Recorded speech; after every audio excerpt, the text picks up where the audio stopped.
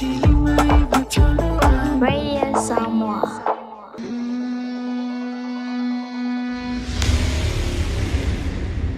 Samoa! Kakawa, kawa! Ya kau makwa kau! Ya fai ya mafai! Ta ya somale! Ai soma!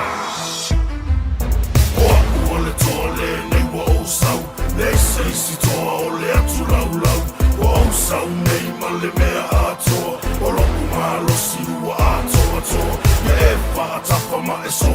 ese, le anga o le nei toa e winga ese. Le toa Samoa, le toa Samoa, le toa Samoa, o mai Samoa. Whaavungo ifu, kulo lava. Maloto ina, ma puka longa kama fia mga makasi wakaliit kami sanga lakpiliki ngau whalongor sa watoa ele ulaula ya se isi payaku lalau kala ele marosa la wakama yo ingoa toa kau mo Samoa malo pol malolo afu shefa so la fo kau ngi Samoa ele rang mane basaloa te payak pela la upala le e wingar kako au keller kingo ngi au loko kama kele fa piki ka ngu ele ala upu lai kiki ya ai mai nga fake vela mai e kui kingo ku ai mal fit fili fa ke ia ku lunga fa mai le fa lunga miki e fa ku fo ilu fa mai le o sol fa mali le ko ke le la so ngi fa pe mai wo fa so si o mo nga molo to le kom fa ye ko vivi o le tole nei wa o sau nei sei si toa o le atu lau wa o sau nei male mea atoa o loku malo si ua atoa ya e whaatapa ma e so ese le anga o le nei toa e winga ese le toa Samoa, le toa Samoa, le toa Samoa, o mai Samoa. O lakpiliki o ka alonga le au papae kulanga le wo yele to maofa maoai ke kulo in malai e pe se pom paka ape me vesi umai au sifo masasa awe a emo moi fa menga lule ele malo e pe se posi masuki a mange sasi o le teko ku yele ke mo le fa o le siko uso no se awola a fa we se la se ka alo mai le loko awola fange e fefe o wala u kafe koko a ma wole polo uso maka ala maka poko ma a pu ka ma vavelo ku i lunga sala so sau e alu malo i lo o le kakalo ak Samoa nga ia e ma wole ola malo malo sia a koa ka alo malo mau kingo o oi o ko mai Samoa o oi o fika ka o Samoa mo Samoa o le tole nei wa o sau nei sei si toa o le atu lau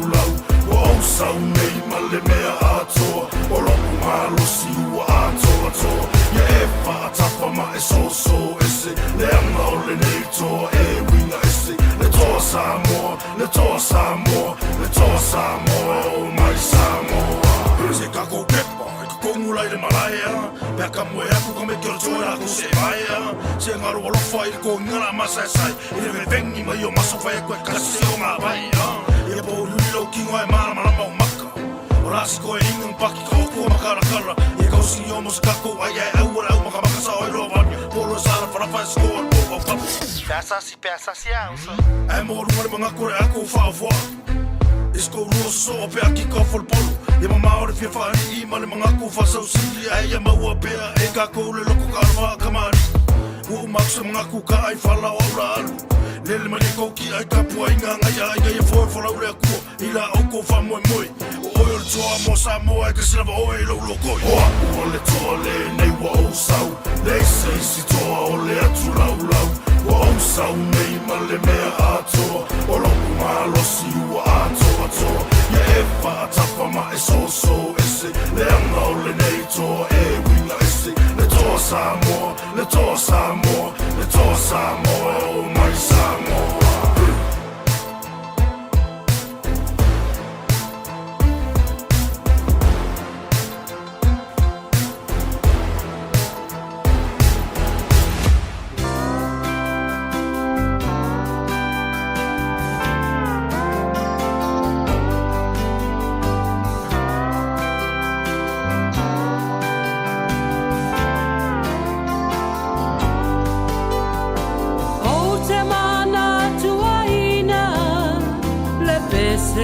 na taina a o e o poina u i le siva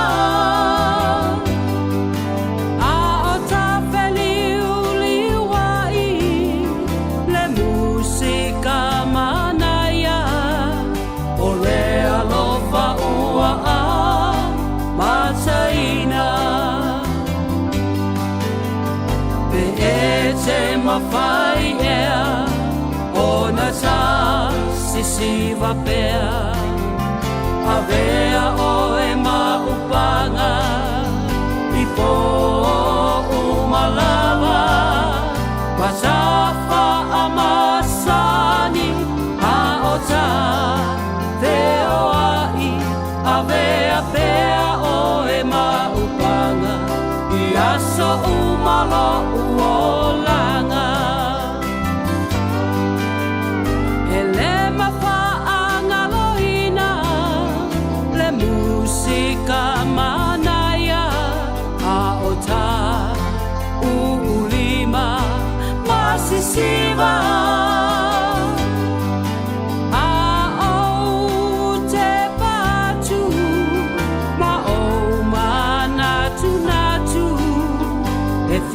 Avea pea oe moa'u Pe ese mawhai ea Ona sa sisiva pea Avea oe ma'upanga I po umalava Matafa amasani Aota Avea pea oe maupanga I asa umalo uolanga I'll always remember the song they were playing The first time we danced and I knew As we swayed to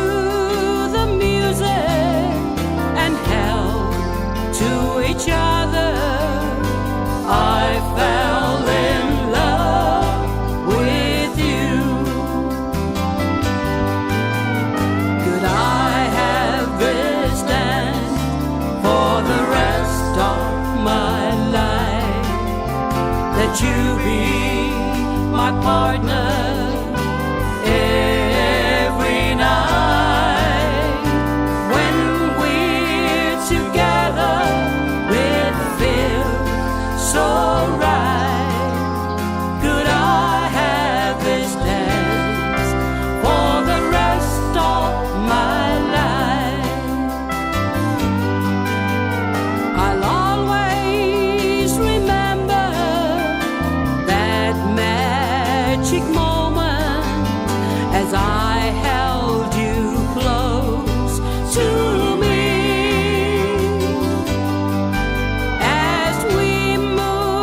Together, I knew forever you're all I ever need. Pe'ete mawhai ea ona ta sisiva pea Avea oe maupanga I po umalava Matafa amasani Aota Veo ai Avea pea oe maupanga I aso umalo uolanga Could I have this dance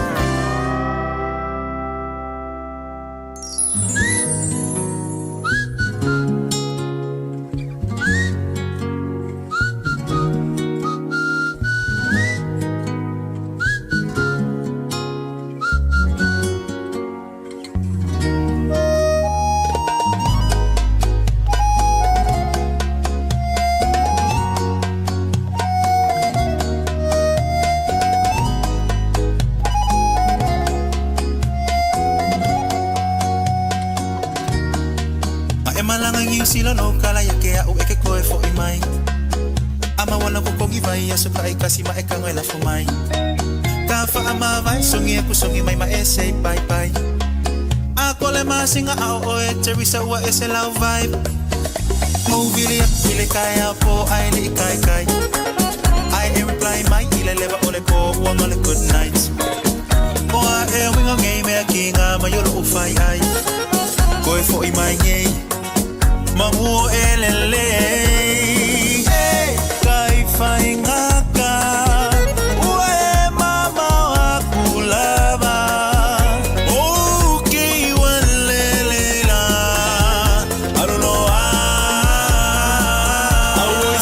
I say wasili ai lo kalinga le kama fukanga oke ofo ilole alofa iyo maka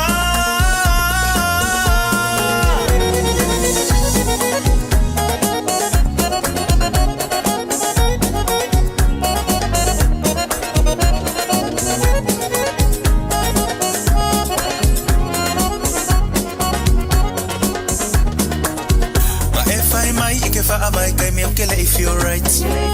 ole mafua anga komule likeli sanga omusu kele ai posta ku o story nga lo maka ekele feel like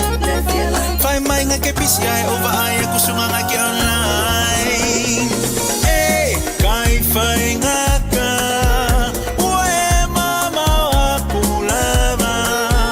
okay walele la I don't know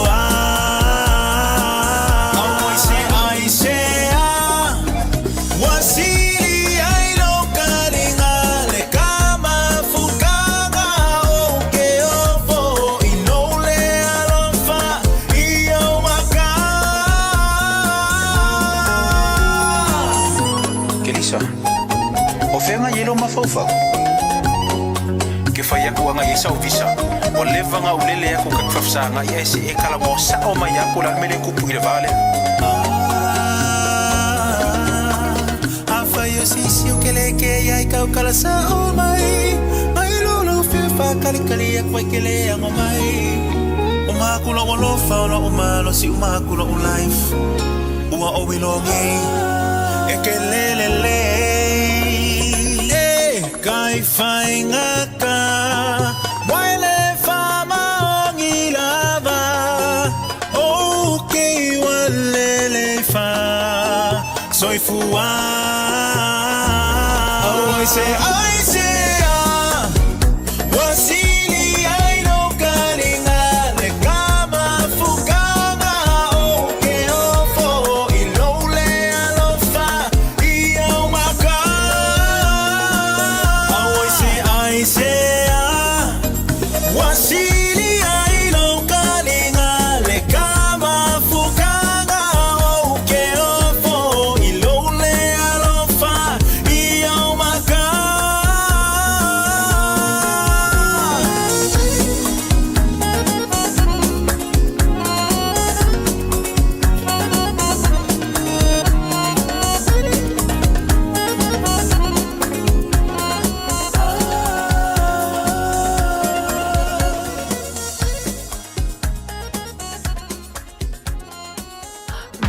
Radio Samoa. Taslima ivaton amo.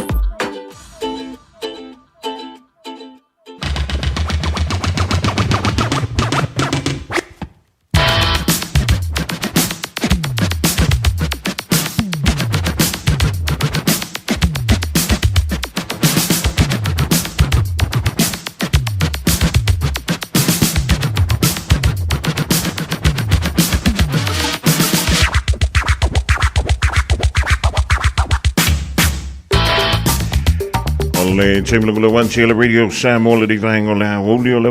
lua minuto te ne le afol se fulu male lua e pe tu lo fulu valu minuto na tale o ling tulai tashi le ya Aouli matango fiola so fu le ya so lo se fulu o le basi da ne o topa lua afe lua lima ma lo le fe le fiva e le paia silasio le tanto tu lo ma futa mai e le tautua fa Aouli le si fonga le tu radio Samoa tashi lima i vatolo a mo ma lo le so fu mluia ma le langi e mama na mai le fai unga o louva i aso na e lava atu i le tāpua i ngā le fitu Samoa atu ai lea ma le toa Samoa i lea so ana dafi ia le lei a whai o lau tani o le ioe ia na sau mai tau o le asau sila a o le asau langona i le no whanga sa whantaru wina hing tālonga dai lua i le aso na dafi ia le i wha wawina se wha mtalanga i momuona wha malom wha tai le fionga le matu tulangi le sunga le wow le fionga ia taito mo le tau maafutanga piori hei le tai awa na leila ia se iuria mai fwoi stimuli mawatu le utātou maafutai ia se iuria fwoi le fiafiana nei le tulai whansu ia le sema tasi mai le sao le fionga ia le atou so vema le polokalame o le ngā ngai fo faiva ia o le whai ngole via so antono na ua manino le mantolo vai le tulanga fwoi pi o le sa iai ia ta longa o le whai ngole via so ia a whai utele i mau o le lei o le tūlanga sa i le tō mawhainga alo te maitai o le tātou utru mata ina le afa mua o le tālonga e lua se fulu le lei ai o le fitu Samoa e le ai se ai ia Samoa le afa mua o le tālonga i le vale o le fitu Samoa ma le Kiwi Ferns pita iade o le minute lona fa se fulu ma le va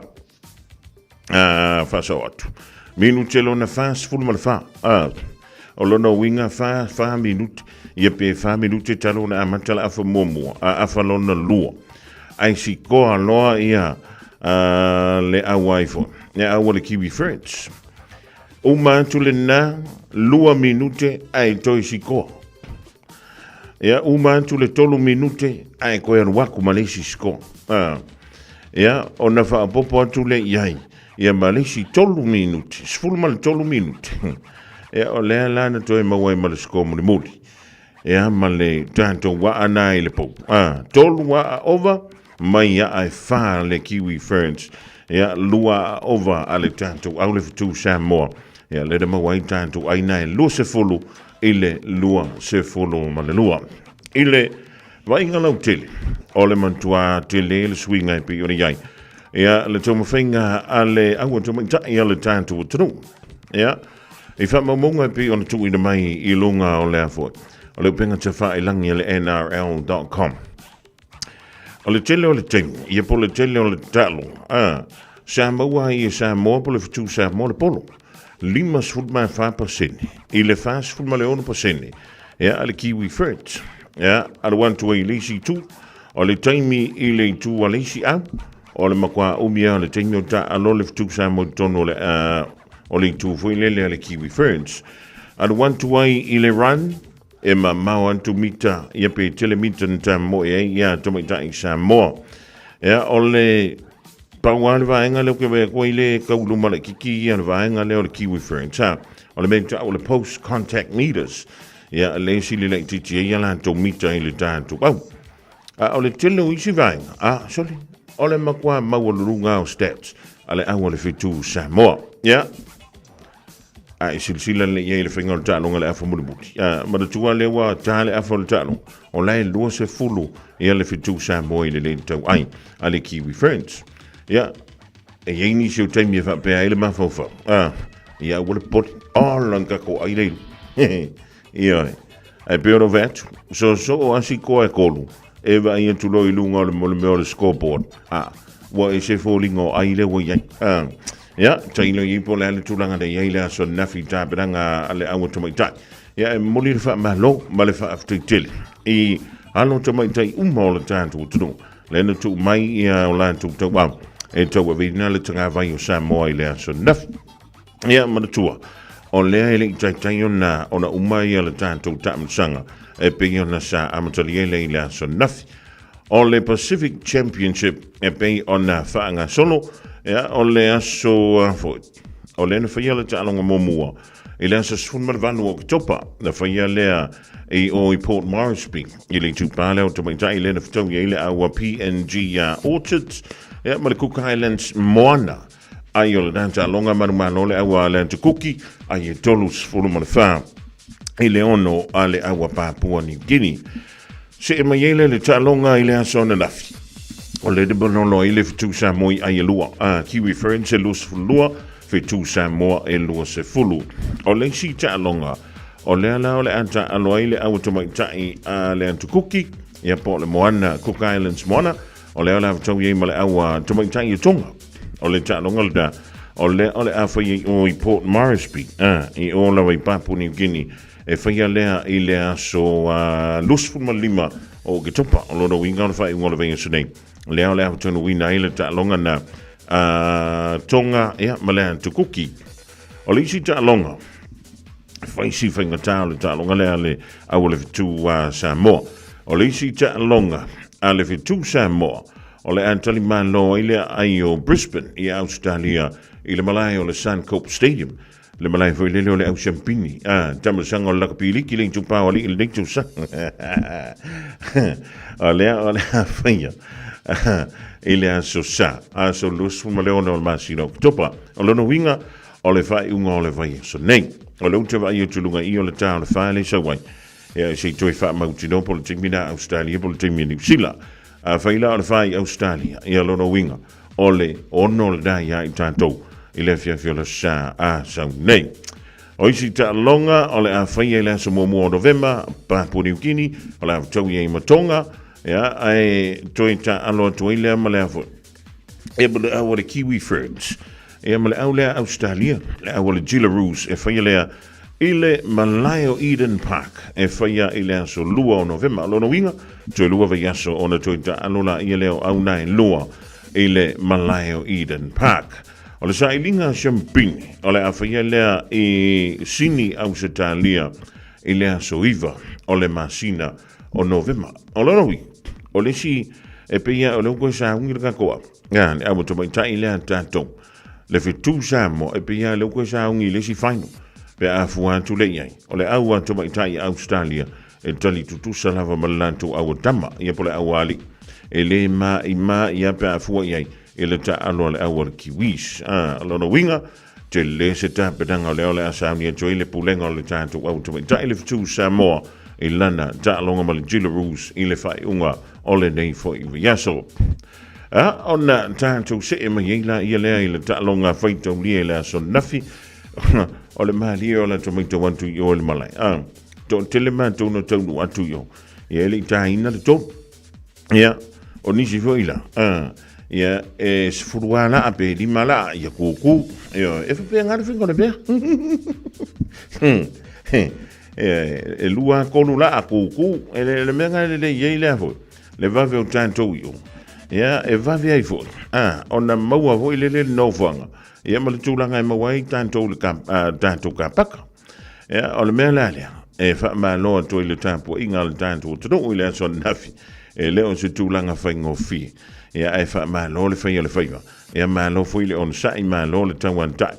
e ui e le o ngatasi le futia ma le uwele nisi o tai ia o le bepi to sili o na tāua ia o le na sila mai mo fo i le tanto o tano i le aso nafi ia ua mahea e le tau mawhainga mo muana le tantu au le tō Samoa e ui ele i manuia e ui foi e tele a tantu sikoa konu sikoa misi a le tantu ia e whai longa fesili le skoa le li o Dylan Brown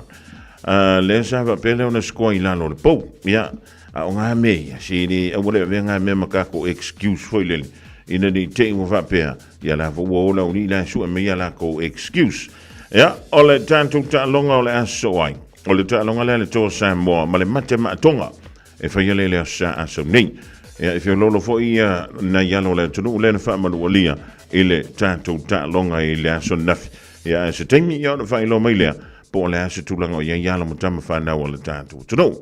ia o te mai te wan tuana sole o le sika ka le piko silinga le o kele kai o le malai o le fionga ia le au pepe ia male lanto au tapua ia fefera ka ngole ufantasi mele fioga ia la pepel de vai ngole au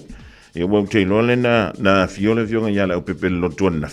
ai le ia fa lo ko usa fa ba talo van lo fioga la pepel ma lo nga lo ma lo fe faiva ia ma lo le tau tu le nei aso i la futalenga fonga moa fa taro fa to fo i pa angale ale tato pokalam ia tonu na ua mai atu po ila so na fi sa ni sa pati mi se foi fe au tu ten fe ngai le weekend ya mal tatu talo ngole we ta wa ya yo fi wo to fa ngolo ngo ya ni sio le tato au fa e pu ana po ya ai wa vave o e faisina malolonga ia ona le tulaga sai talonga ia te au ia Fofogamua ia toa mana ia talonga ia fatamala le tatou au ia o le tulaga na iai lo taape mai nei le taaloga na po ia ainanga tālai o i whawhamai o le malai fo i lele le whae ngā pūnga ma musika ma wha lele ngā fua e pe kolu pe whaka awale a Samoa o la lau ke kūkūru ma le pou fo i lele e o ke maka e ngā pasi wha ka awale ngā whae mai pūa o wha alonga o kakare konga ka awale le i o kua wha mai but you guys lost o wha pia lea li ie ia e fa mauina se ala ma se fasila au ma o ngai kai ia wa o tulanga nei ia wa ka ko se wa masangi le malolo masa e masangi fo ile man malo le a foi ile tau sangante nei ele mo se ma ro tatu to Samoa e na fo tau sanga i tu atu ele na tele ayo New Zealand na malo ya tatu mari fa ya la sitele o le se senga lo ia ile anga i lu mole tau fa na se tatu au ya tatu ya ele ana tatu mana tuna tele tulanga talonga na fiona la woma pau tulanga ya o talonga na vai asole nei matonga te taulana matua i masi for tapu inga se tatu watunu i Brisbane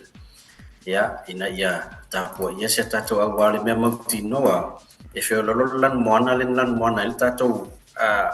stadium anafi ile mu le la mu ai le atua atonga ya te lofo ya ile tu mai na fo e tapo inga Samoa ya usata ya le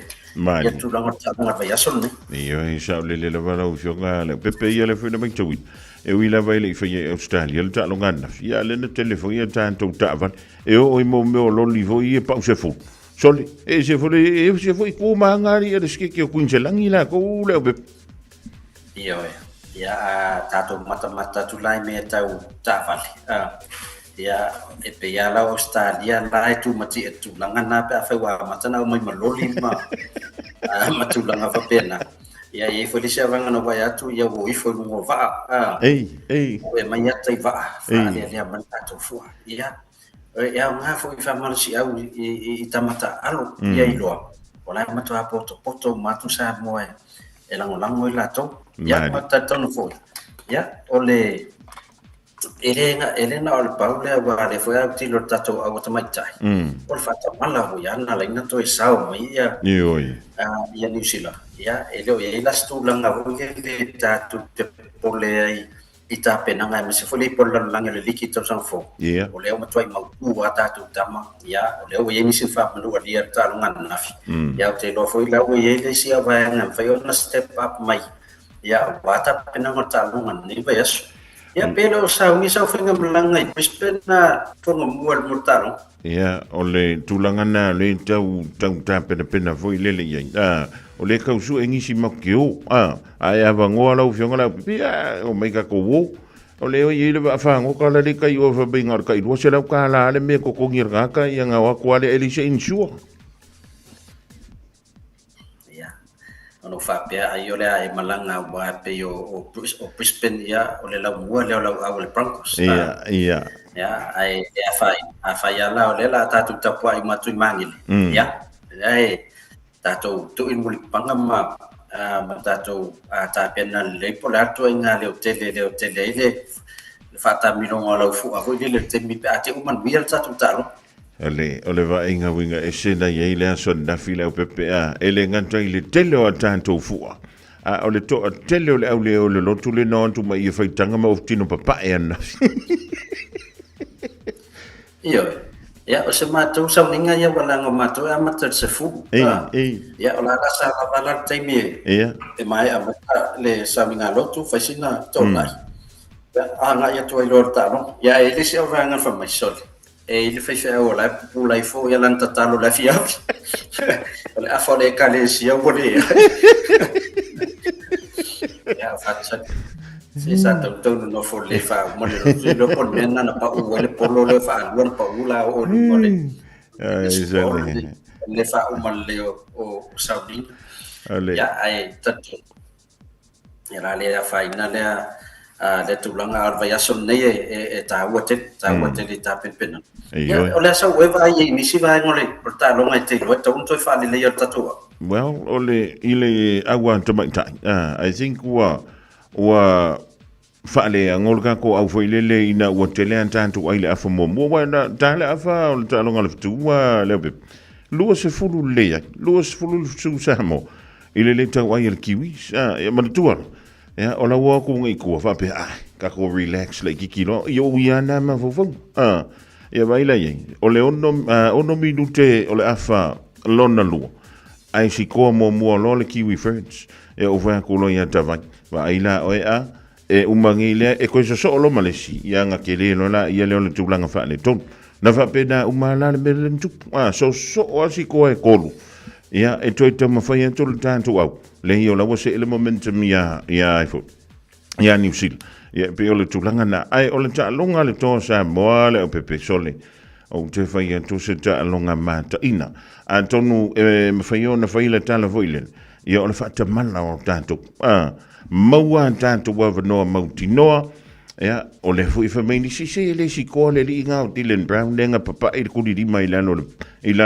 o le afu o le ponga ki o le pou vo ile le yemla e le mfinga ko fa nga ingo se me se kasi ka vai ka longa ko le o pe e tona fa nga a toa le valus fulu minute ya o le fa ta mal ai u tilo talo sia e le o a fa ina tele na lo tanto tu le fa mo li e le so nafi le li o Mariota talo sia o lo o toi maua le whaasilinga malos. Ia ma awane i se tūlanga fo ile le whaamnua li e se manuanga tū ngā ma se manuanga tū mau. Le ngai whaisio ngā onga o le lavea i anaf. Ai, te le tātua wanoa la pepe. I le tālonga tātua matonga. Ia e sila fia foitonga. O tonga fia ke le mele o le whakau mua ma le whakau kiu. A popoko la ka koe ka amilo fo ile le masu ele wanoa e o ilum. Ia? E tele tanto wa no tanto malo ya tong o la u moi mitinga ho le temini manolo ko nga ya ka ko pinge ko ngar kiwi ko e fai noi ka ko mer kiwi nga ile e an nga ka masalo sa orta la listo ina ya la tato son tatalo la foi tatalo la au o le tu ta sile tato tatalo la voi fi malo tonga ai Mania lau sisi la foi le tulango ia te aguaia. Ila o onafi. Taylor Timio le ana tam fai complete la tu se kilo por ai ina ua fa solo por. Oi na le no mo eta tu avano. Ya te aulaia. Eta lola ia luai. Ya a me se foi ia le numero 1. Ya rata tur fupeki. E vai asone. Auti tilo tam fai biting de po. Awa tonga fie o tonga foi le hit ma fai na to afloat. E tau le ta to afloat ila so nafi. Na o New Zealand le fana mo la to skola no do ila afloat. Ai tau ta to ta pena e ta longa na ta to defense. O tonga fie hit passe polo tong ai a trust foi la wai ma le martato numero 1. Ia le tātou backs. Walo vai ana, o le temi lena Pauline Hanna loma fasol. O ina lena maua ia tātou avanoa. Ia wala e tele na pa uitor fu peke New Zealand. E loa fa pe la kiki atu. So tal sia se swinga na e titilo e mon nives. Ia, talo sia. Ia ua o le si temi lena na sauro i luma lua i le tu le i le anga vali. Le anga i le o le leina sko. Na ona breaker i luma lua i maua lo i ngamara kako advantage. Ia e pangale. Ia e aluantu le pasi whelele e pa ui ao le sunga ia Dean Mariner. Ia whapena fo i le tanto skoa le ana mamulu antu ia ao le Leo Brian to. O la lawe te le la wano mo tanto. Ia tono leo le antu e po lesi lele. Ia wai lista longa e wha keme loka ko ia ko ngā le o pepe. Ia lono winga e ko ngā longa winga. O le me mari e le po na po. Na mato oso mai o ta hua na po. Wa ai e le au pepe. E le a kore mi ngoke pasi e kurka avale leo sa vali ya kure o fa kure leo ma no nga lui o le au ko nga le vesi o le sa mora o le fali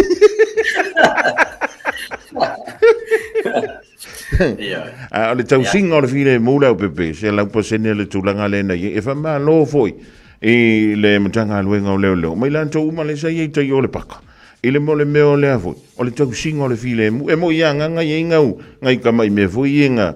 kau kukupu. Ia e ringi me ke kele le o pepe tailo le taua i tu. E si to ina maoli sa yo mato luma masiana whanau. Leo te le alto ina mananta wala au ai lana au. Ya, o to inga tangata na e selo ta fifi. Au ai matwa tau le langona te me fe e na usa mo. Ya ai mati lale le wala au sto ina vole te mina u ya. Ya pe ona sa no. Sa matwa ai le lei uma ya mioma tau sa fia uma tapo ingole. O talonga. O lewa mai atu liki. Ya, o la sto na i voi ya fonga mua langa wele apa no atu. Ioi, pa malurua. Sa fai tatu se final. Ale au kilani Samoa e pe ona sponsor malo si tato digital ni tato uni la la kilani Samoa. Ya mai furinga mai o le la wa. Ona to sure championio le ipu. Ele awa sala i moa. Ya mana awa malisi le fai ya ina le season atol nei. Mali. O la tu talo mo fa sala i moa. Wa sala i moa sa mo tata sangante nei. Ya na se mai malisi tata. Ya la wa to tasita lo. Ya masalo se le koti le ala ai ele nei uniform ya kilan Samoa pe umman le nei tau sanga le fe ina ya le automatis ya to mau no ta ya la to ya ai telefon swing ole au sala mo ya saba ya ko nei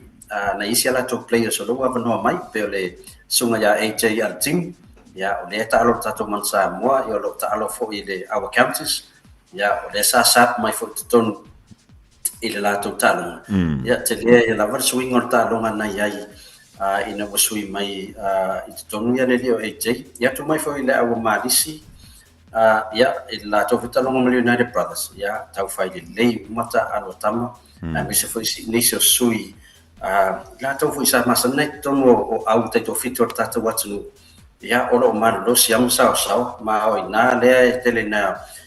tele fo ayo o malisi mo fa ngale no la to polo so nei vaso ya bala watu malanga no fa lo tato community po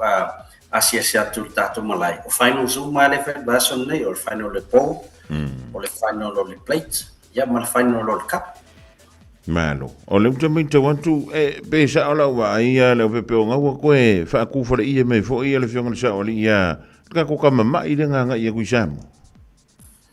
ya o le wa to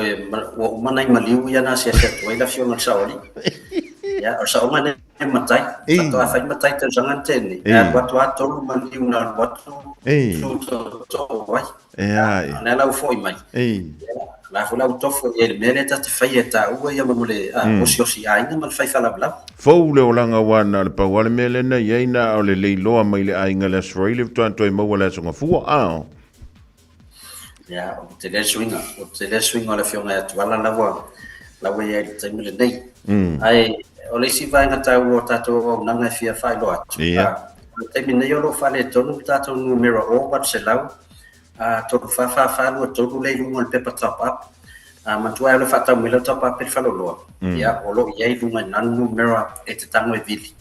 da la follow top up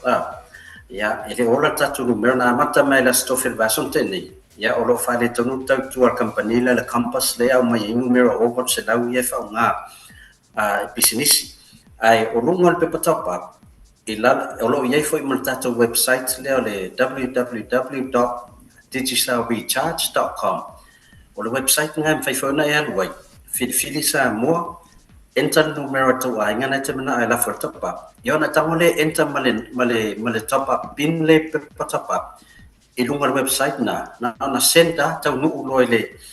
telefonia to ai ngasa mo so wala te pole pa fai o lo fale tonu tatu numero over sela o lo ye si awala fai fo ona la for top up nga e tatu website na le digitalrecharge.com fa mole fo mu le link ma no fa tanya to no na won tanya mai le pa ia mal malo le tanto to no e le fo tulanga ia wa o me la tupu technology fa ni yo po o le teimi wa le lei o le teimi fo i mo fa le lei awala o le fa o ngaina o le tautu mala ndanga le digital mai te wantu solo o te le ali le suinga na o vai to i le sunga ya muango tia talu mai le fa o ngaina o tanto vai mai sa mo le ya o matua i sa le alu le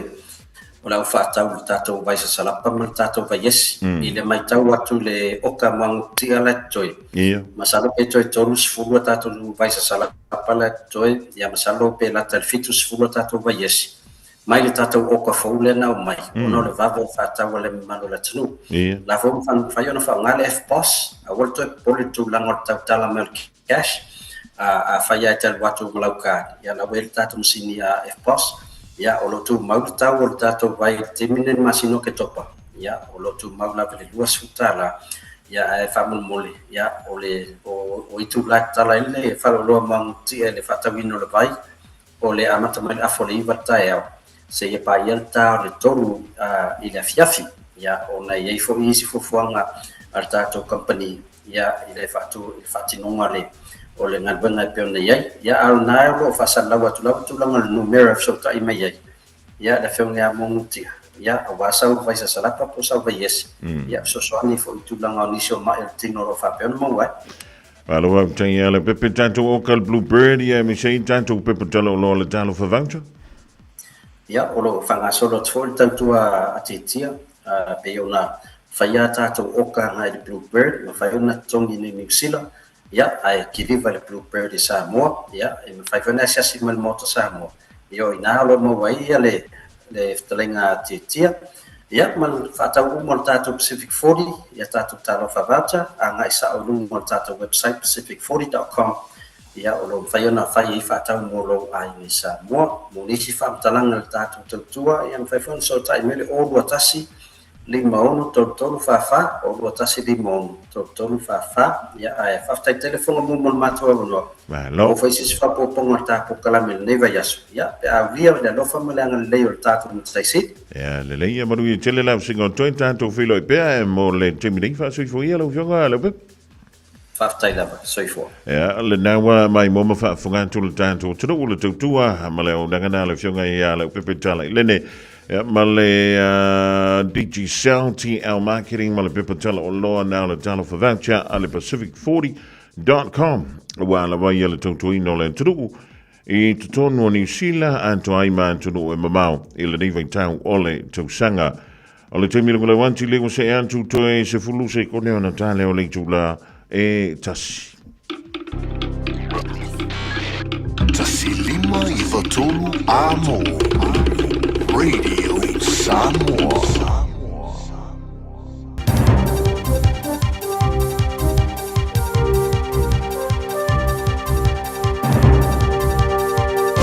In this update, a call for calm over inflation reaching 3% in the year to September. Stats NZ figures out today show the rate rose from 2.7% annually to June, hitting the top end of the Reserve Bank target band. But the Herald's Liam Dan says that's now history and it probably won't go higher. It is all horrible, but it's also already happened. So it's worth remembering that this is the third quarter. We've already paid these prices. The Prime Minister's in favour of Fonterra selling Anchor, Mainland and Kapiti, but says it's not his decision. If shareholding farmers vote yes, giant French company Lactalis will pay $4.2 billion for the brands. NZ First Winston Peters told farmers to reject the deal and hinted at an increasing regulation. But Chris Luxon says although politicians can have a view, it's up to farmers. I actually think the consumer brands business is not nearly as profitable as the food service and ingredients business. It's higher margin business what they're doing, and so it's a good thing to sell it. Strong wind warnings for most of the South Island. Orange wind and heavy rain warnings apply for southern and central New Zealand. Met Service meteorologist Lewis Ferris says winds around Wellington, Wairarapa and Canterbury could reach 130 kilometres an hour. Then we get a little, very short respite, and then Thursday looks like another very active day. Similar sort of system in terms of very strong northwesterly winds and very heavy rain along the west coast of the South Island. Delight for 25 passengers on board a dolphin spotting cruise in Akaroa Harbour when they came across a rare blue whale. Akaroa Dolphins owner George Waghorn says another cruise operator had told them of a humpback sighting near the harbour entry early on Friday. We found a big pod of dolphins and next to that popped up this huge blue whale and I was like, hold on guys, this is not a humpback. We have to get a bit of identification. Waghorn says it was about twice the size of the 15-metre catamaran he was skippering. That's news. In sport, Red Bull's Max Verstappen continues to loom large in the rear-view mirrors of his McLaren rivals after victory at Formula One's US Grand Prix. The defending champ has backed up his sprint win, having taken 25 points out of Oscar Piastri's championship lead. Verstappen's now optimistic of a late season flourish, 40 points behind Piastri and 26 off Norris, with 5 Grand Prix and 2 sprint races to go. For sure, the chance is there. We just need to try and deliver these kind of weekends now till the end. We'll try whatever we can, and I'm just very excited. Manchester United's broken a 9-year football drought at Anfield, beating Liverpool 2-1 to move into the Premier League top 10. And that is sport. I'm Raylene Ramsey. Malo soy fua, ol si Fofogamua Samoa, Radio Samoa, tasilima iwatolu amo, se kia Radio Samoa.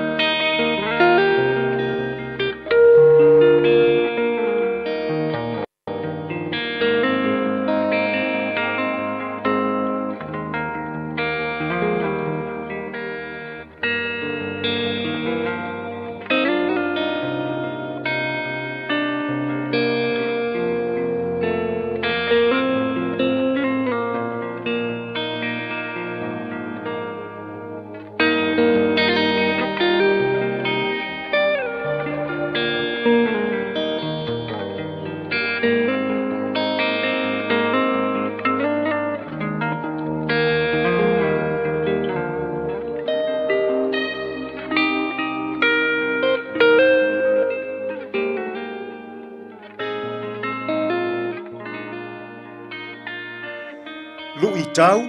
mō le aso. O le tusi i le ekalesia I Efeso. The letter to the church in Ephesus. Faalinga I lona mata upu e lua, a olona fuai upu mua mua. Ia e tusi I le angelu I le ekalesia I Efeso. O mea nei ua fai mai ai le uu, I fetu e fitu, I lona 5 tau matau. O le savali I totonu o tuu ngā mōli auro e fitu. O le tusi I le ekalesia I Efeso. Letter to the church in Ephesus. O le faalinga na vaaya Ioane I le motu o pātamu. O se whaatonunga tuu saolea na whaali mai e Yesu I ateia. Ina ia tūsia whaalinga I ekalesia e fitu. O mea o loo tutupu I ekalesia. Ma mea o le a tutupu I ekalesia. I le lumanai. O le ekalesia I Efeso. Ua faali e Yesu lana faamalo malana faafetai. I ana ngā ruenga o tautua ma au nanga e ala I le ekalesia. O lona tāo fi mau I le atua, o lona ono sai, ma lona faamaon, e ti ngā ma mafatia. E tautua le atua I totonu o lana ekalesia. Tasi a le whaitionga Yesu I le ekalesia I Efeso. Ona ua tuuna e Efeso, lona ulu wa I alofa. O le winga o le whaasea Yesu, ina ua talia e Efeso le tala le lei. Na talia I le loto e whaavae I le alofa I le atua. Ua mafua o na tāpuai o le alofa I le atua. Ua mafua o na ngalue o na o le alofa I le atua. E mafua o na whaitaulanga o na o le alofa I le atua. A o le alofa o Efeso I le atua. E whaatino. E ala I lona alofa I le isi o na uso a tangata. O le Vaivainga lea o le ekalesia i Efeso. Ua tu ua lona ulu wa i alofa. Peitai. Ua ngalue Efeso i ana ngā luenga mō le atua. A ua sola lona alofa. E whaita ulanga Efeso e ala i le ekalesia. A ua le toia lofa i le isi o na uso a tangata. E tāpua i Efeso i le atua. A ua le aise loto wha mā ngalo i le isi o na uso a tangata. Samoa ai. Mā naia le whaitionga a Yesu ia Efeso. Toe fo i nei i lou ulu wa i alofa. O le wha vaelea e ala ai ona e wha tua. O loua lofa i le atua. O le wha vaelea e mafua ai. Ona e ngalue ma whai taulanga. E wha atino e ala i loua lofa i le isi o uso a tangata. O loua lofa i le atua. E wha alia lea i loua lofa i le isi o uso a tangata. O le wha vae mautu lena. O le ola wha tua o so ose e kalesia. E wha vae lou wha tua. E ala i loua lofa i le atua. Ma loua lofa e wha atino i le isi o uso a tangata. Samoa, toe fo i nei i lo ulua i alofa i le atua. Tātou te talo. Le atua mamanai. Aoa o mai i mātou. Ia wha vae a mātou tautua ma au nanga i lau e kālesia. E ala i lo mātou alofa. I le atua. E wha atino lea. I lo mātou alofa. I le isi o mātou uso a tangata. Tātou ia malau fio i fe au mga ruenga o le nei aso. E manu ia ai mea uma. Lou lava suafa Yesu ua mātou tatalo atua i nei. Amen.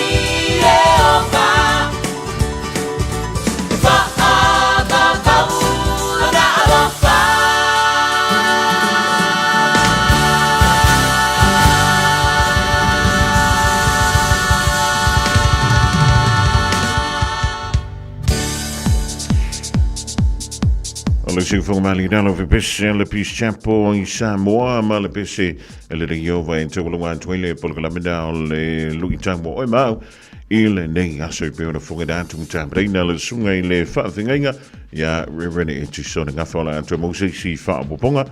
ele jemi masani la so anta ya be anta tuolia ilona lo famalona le ya fa malo anto le vanga le ma to mile ni ya woli le tanto tua faito anga fale po vave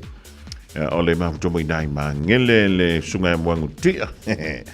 uso ya taiso va ia fuala au ma makako vai Selina Siosi ya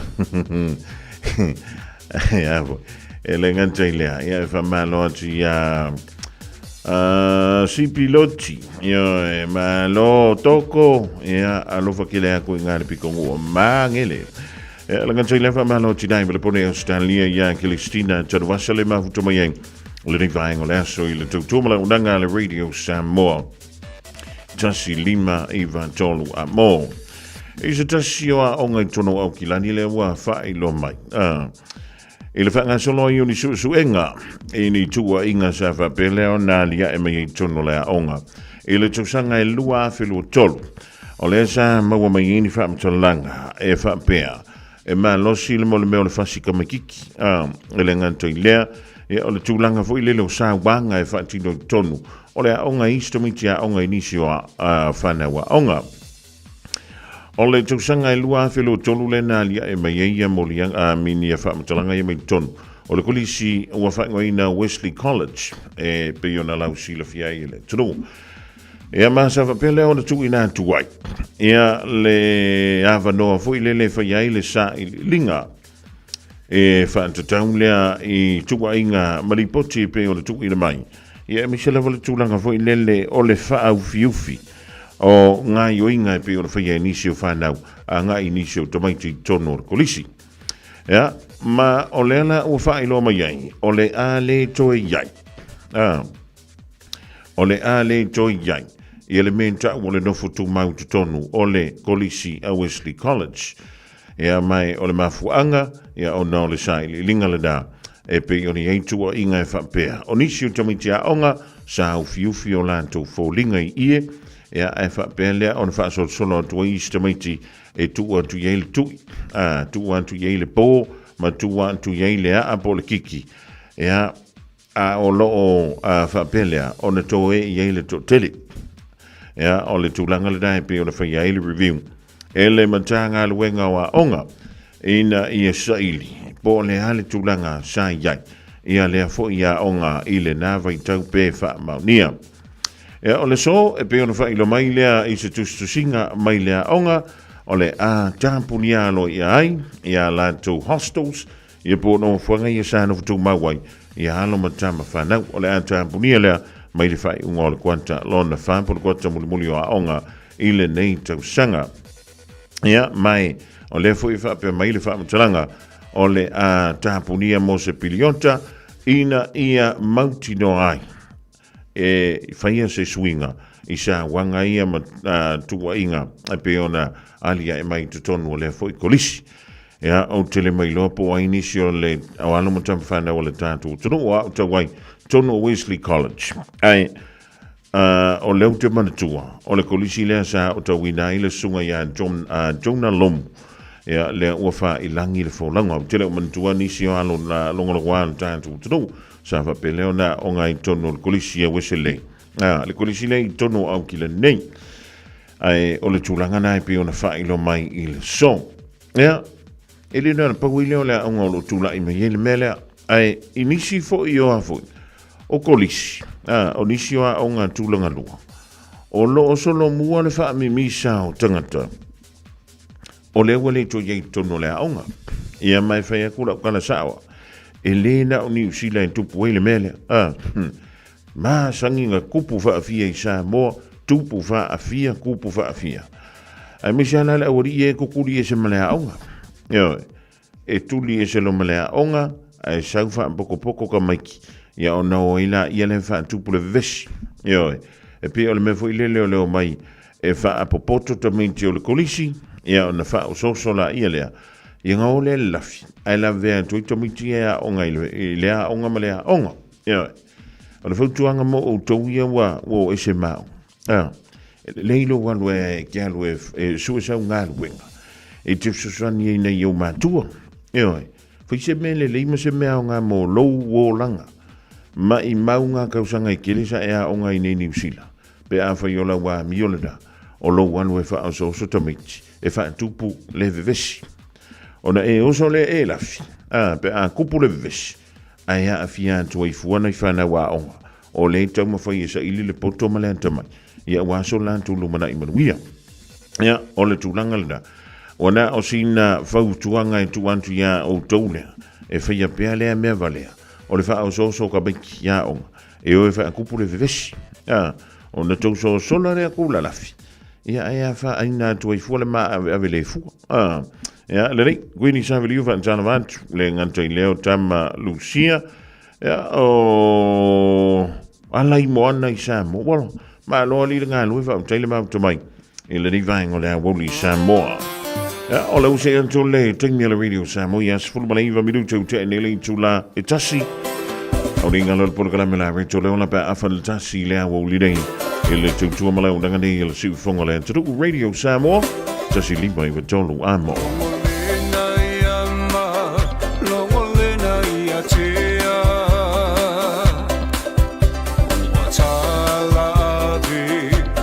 Tangi lea o ina le manongi o funga la au e o le whaai ai Samoa o tama whanau nei ti o le toia ina pe po la patita oto ilo nalo sa tausi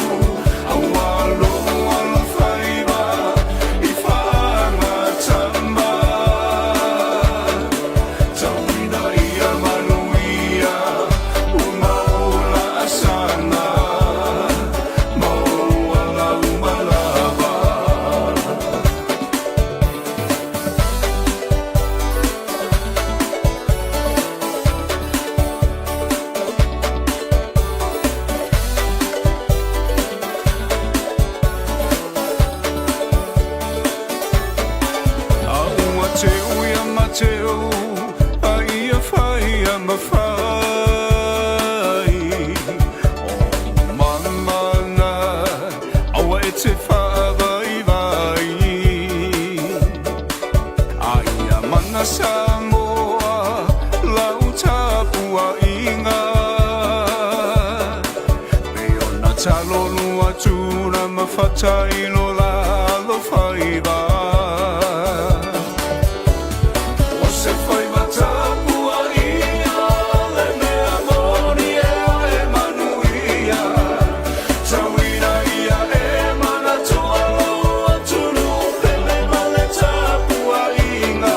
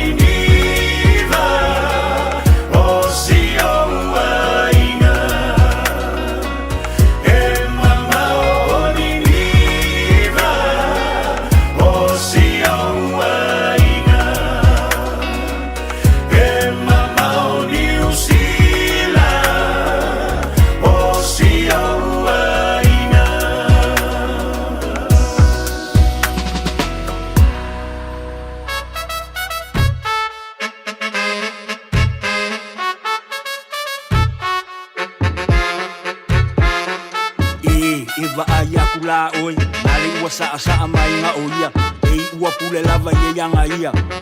oi ea Saula ia Siva mai se yo ufa a fiestia Unga luenga Pa a tau pati Oso pelue lue mai Susau panga Tinipe tama Lava oe po oe toi ina Uma ila Ambi pila Wali kama Shaua lava Famole mole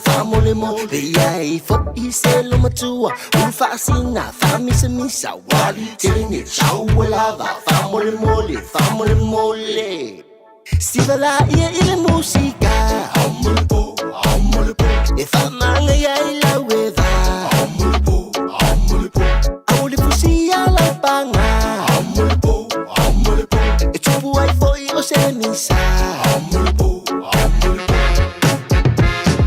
Au manipo Oi mafuko fo te au manipo Oi a winga fo i au manipo Boom chika boom papa o 5, 6 low key no Kayla record yo Son of the S-A-M-O A way night and day For my people the Malo people the Aoauli Oh my fight yeah yo my la iya Vika let's go Siva la ia ile musika E famanga ia ila weva Auli fusia la panga E tupu ai foi o se misa Ia i fo i se fafafinge Vai masoa, faso pomoa Wali kama, shaua lava Famole Ia i fo i se fai lele Fai sana sefe, falai pankeke Wali sunga, shaua lava E fai lau kama Siva la ia ile musika E famanga ia ila weva Auli fusia la panga E tupu ai foi o se misa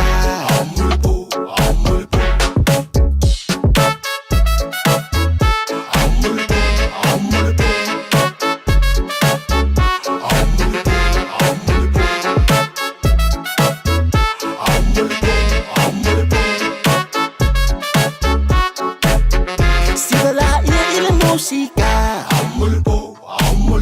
E famanga ia ila weva Auli fusia la panga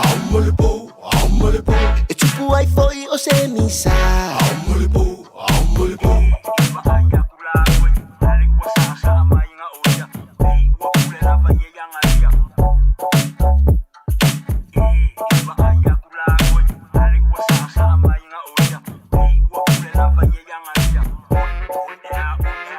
E maua le malusi anga I mea ai tau mafa, I oe, mo oe malau ainga. Au wai le fai tau wafe o tangata anu au kilangi, o lato I oe atu, I le whaunga ina o le tosu wafe o tone o mea ai totoe. Mea ai e leto e whaunga ina, e maua ai sa malusi anga fau ma le mama, maua ai le elitise, I mauta malawa. Awa la te toe la fo ia se mea tasi. All together Auckland, Tamaki, Turuki. Ua whaatonu lau whanau sia o ngā amata. A whaia te lalai mangeli sa sae po o nuu tūtua oi, whaafafonga lelei mai. O lea wau whaantua le whetūta I ala o ngā amata, le tolu se fulu I tūla e a o ngā fuai whanau, mai le tasi o I le 5 tausanga le mātutua I le vaiaso. I oe, maua fua fo I tau mawha, walau lo le whetūta I ala o ngā amata, I le olua tasi tolu 5, fitu valu iwa fitu. Olua tasi tolu 5, fitu valu iwa fitu, mo se avanoa o lo walo. Talofa Samoa, o Atish Narayan, o le Licensed Immigration Advisor mo le Auckland South Immigration Consultants. E visosoani mo so se tu ai ngā visa e malanga mai e New Zealand po Australia. Telefoni mai nei loa I le o valu o tasi o no valu wha fitulua. Po le olua tasi o no valu fitulua tolu o. 24 hours a day, 7 days a week, Radio Samoa streaming live on www.radiosamoa.co.nz. Bread of life sent down from glory. Many things you were been dead, but you are the living word there now. Come on.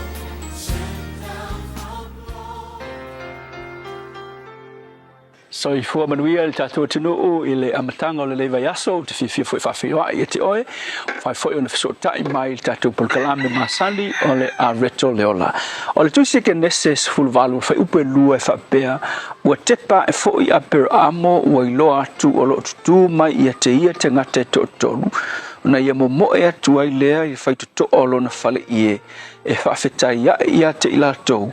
ua i foto ele o ia te ilatou. A le upu la sole nei whapea o le auna ma le loto fia. O a mai lau au nanga i le nei taimi, e mai se lava il melea o lau au nanga e serve ia tangata. Ia, so se mea lava e te iai.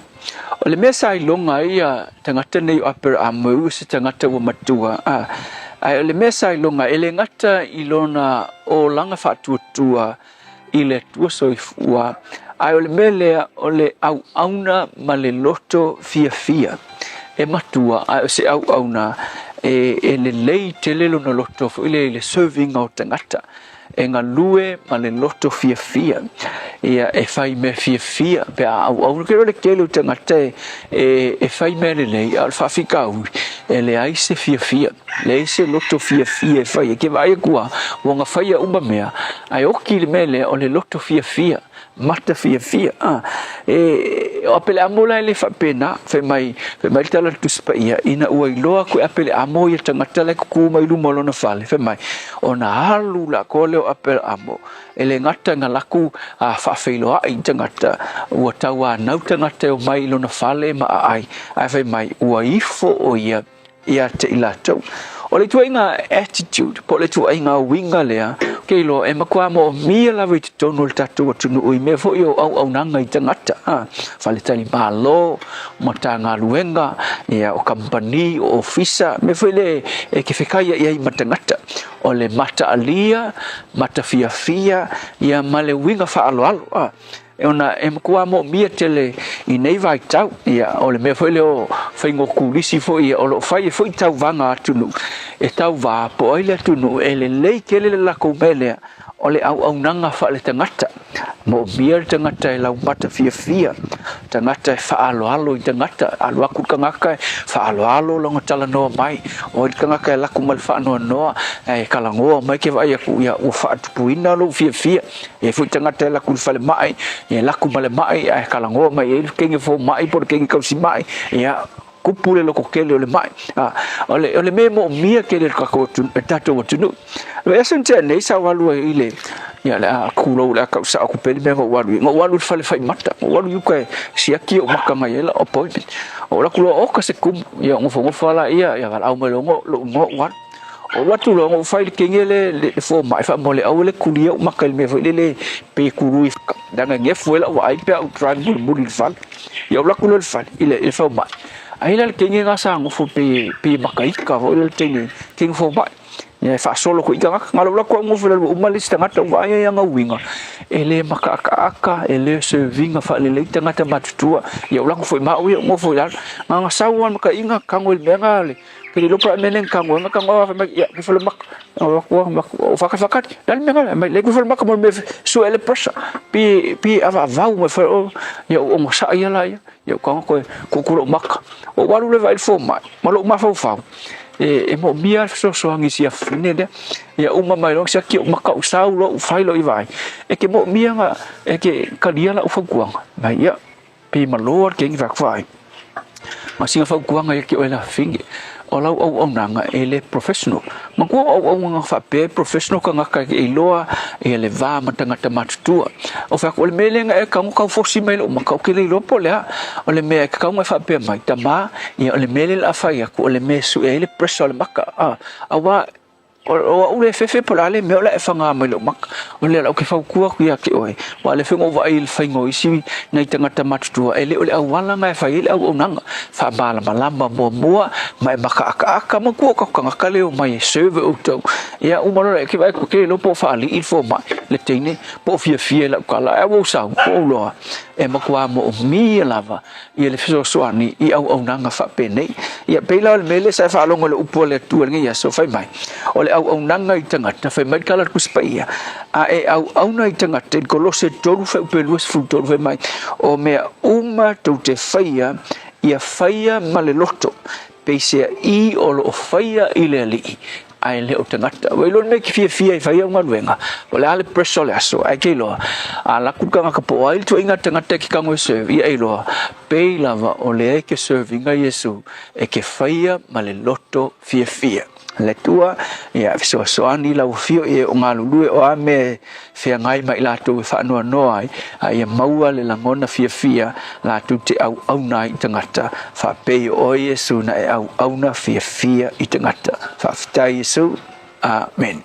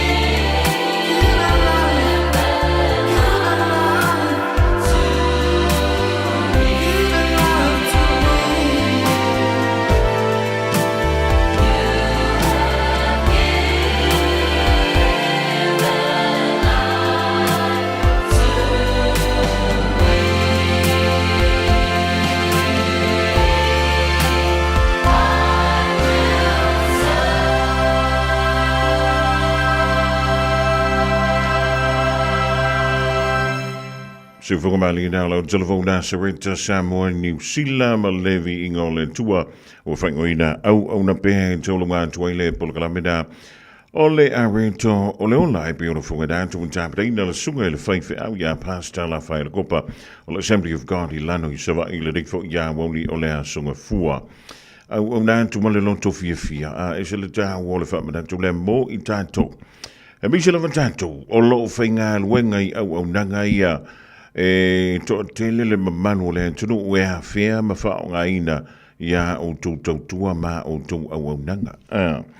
po le ale ma fie i fie o vali la ngoko po le ale fele o au karipefu ale ai ma se anta ma se la ufonga fie o lau tua ma lau au nanga e ma kwa ule ko fia kwa ko au nanga ya wa me kongunga le fai mai ia le sunga i le faifi a ia e au na tu malo loto fia fa pe fia o na mato i lo o nei te fia fa tino lau au nanga e a fua mai le i au lau fofonga fia ia e tate mala mafo wa le fa mai ia e le kukusa o maso ia sa le leila ai o le tanto te ye le vaitau o fa profesa umanga ruenga ia e le nga o ka longa o fa profesa e le o profesa umarke o ka konga ruenga fa e ala no fia le stanga te lo to fa ile fa tau ile fa o lo pai mala fai ona e to fu tu ton e amantantu la vailu mal skula ki pe va pe il skula ki ia ona fa pe maila na talofa afio mai tala mai ia o il gan kala ale fia fa longa ko ele fia no nga fa lo pe fa o le fa fe lo ilena tau no want to ton a yese mele maua e al wa ko gan ka fa life ngal wenga ton fa mai ia le su mai au ke pot ia o il gan kala ale fia lu se o danga fa pena tau no mai lu mai ile me ton il fa tau ele kongia ila no foi le lau sui e kusa ona ko fa pero lima ver ka kangia sui lungore counter e wa bena le to fe tu le fenga i matanto ya so foi pe ya so uma wala kingi le fa ya ka ko cards e ila vanga wa ku kongu card ia ma deadline ma i mawe fo ili sikingi si oso ole menta se ole au na tu male lau fofonga fifi e pe vola wa e ki nga o fia fa o aku ala nga fa sa e ki nga o makua o fia fa o ko nya o ko e ala nga ile ma se fia va is kan ka fa se uma ko foi la i nga o ro ko le fa o ke fa o ya nga wa ia ai fe ka dia i pe o ko sfulu tonu mala va bidu ton tale o le tu la elua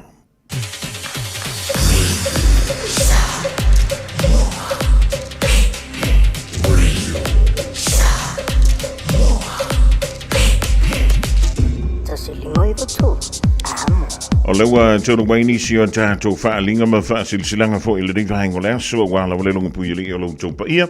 ma lo tau malo e lau tau mi fu stimi o na sauni leo mantua ma avata avale e anga iantu i lo toa o a onga al whanau e wa fo ili toi piki na mai o ila tau le taimi e tā ili longo e se taimi o lea woli o le so e pei on masania i lewa yaso ya o whaalinga ma whaasilsilanga mai nu ua fioanga ma futanga e ka le sia ya nu mai tu malo o le whaasilsilanga mo ilanto uma e tupunga mai ya talataina nofo maui mai tua tu inga mala talataina i matawhanga i ulu tongia ya li panta o lo alanopa papa au i Samoa Amerika Samoa maso se tafa o le kelope o le a whaiala tātou talodoanga lona lua e whaiale i le tuatusi lea o le Church Unlimited Cafe i le tolu pa lima te ara tu Roadie West Auckland e whaiale i le astona i aso luas fulmaliva o le masino novema lua awhelua lima i le se fululua i le Aoauli ma tau te wala awa tua i le awa ma le whaaloalo i le paia ma le mamanu i o tau langa whaalupe a whiwhia mai matala au mai o lole awai mai o le a le whaatali ai ea se fuafuanga a le tātou ainga poto. Monisi whaamtalanga pe a whaia talala I tono New Zealand o le numera e te wala awina o le olua fitu whanua o tasi 5 olua fitu whanua o tasi 5 a whaia te alala I Australia o le numera o le telefoni o le o wha tolulua valuiva iwa lua iwa fitu o wha tolulua valuiva iwa lua iwa fitu pa taia lo seinia e talataina valusia talataina le ala I salanoa William Palmer tu inga malava lotu talataina mai fopo ono sai Palmer.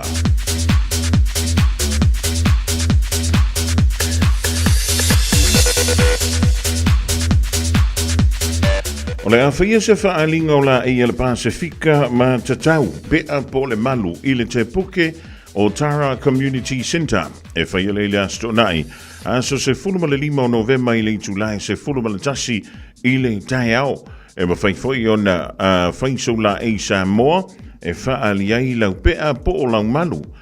Monisi whaatalanga whaafso te yanil whalitua ia Sabrina Fale I le olua tasi iwa o no tolu o tasi olua tasi iwa o no tolu o tasi e awa I le whaalia leo lau pea po o lau malu I le aso se 15 o Novemba lua afe lua limba.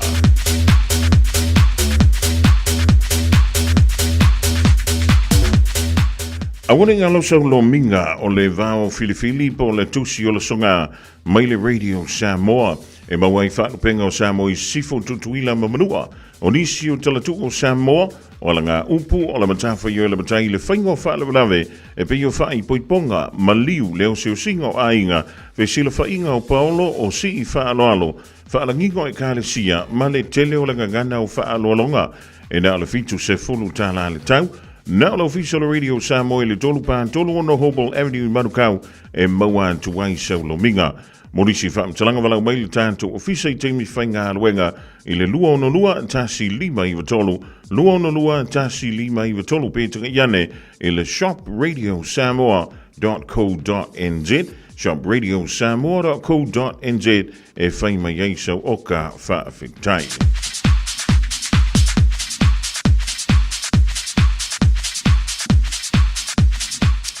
O le whaatutulanga mo le Pasifika Cup Festival o le ta'alonga o le soka.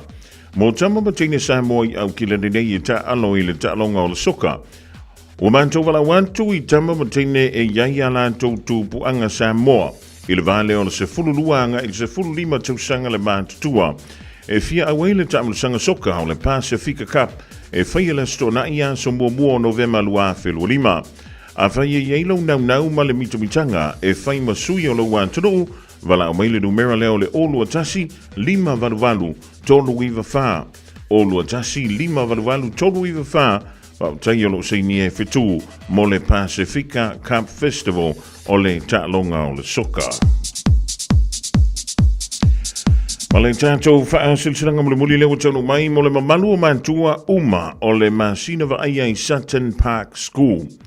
Tauto ia upa ia mamalu Samoa o upa ia ua uma o na tofi. Ai whaasitilantu I lewa tele ma le whaaloalo I tauai. O le awhaia le tātou community fono I le asolu nei asolu funmalua o kitopa. I le tulai 5 I le fiafi e whaatonu ina lea I le aonga. E tālu sangatu ma le loto mawalalo e mara o mia lo awai mai. Ona e tā ua tele ni mata upu e tala no ina. Whaamanuia le tua I whiau mga aluenga o le nei aso whaamtitele o lo seinia e le sunga I le lipole le tofa ia fanta le manu vaitimo o le tātua onga lea o le masira aia I Sutton Park School. O nisi dao tātou whaalinga lau tonu mai le divai o laso a wala vale longa puyali o lo o tau pa ia ma lo o tau mamalu a whenga i le tunu mga aruenga tute ma whaiva lo filima o le rifo ia so ngafua la tau mo ia e whaatu tungata ai ka lo sfururua ke sfururua I nea mon ia o kau whaafio lono mai fo ia le whaatu tungata ia male au ngata vo I listi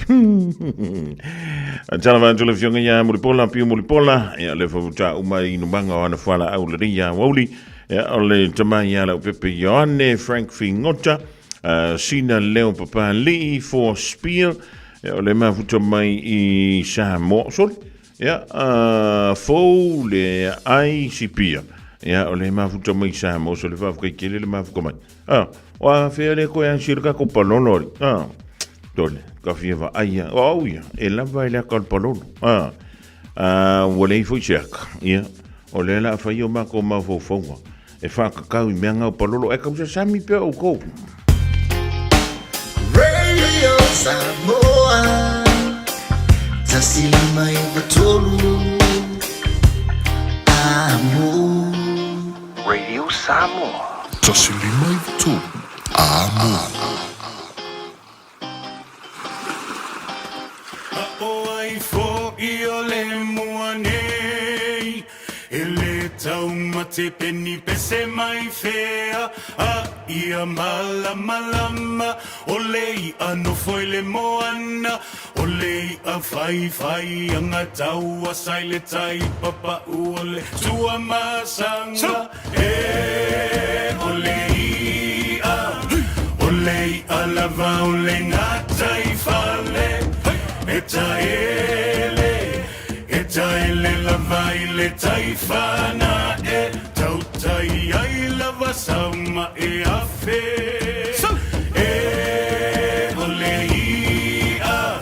olei a lava ole ngataifale etaele lava ile taifana tautai ai lava sauma afe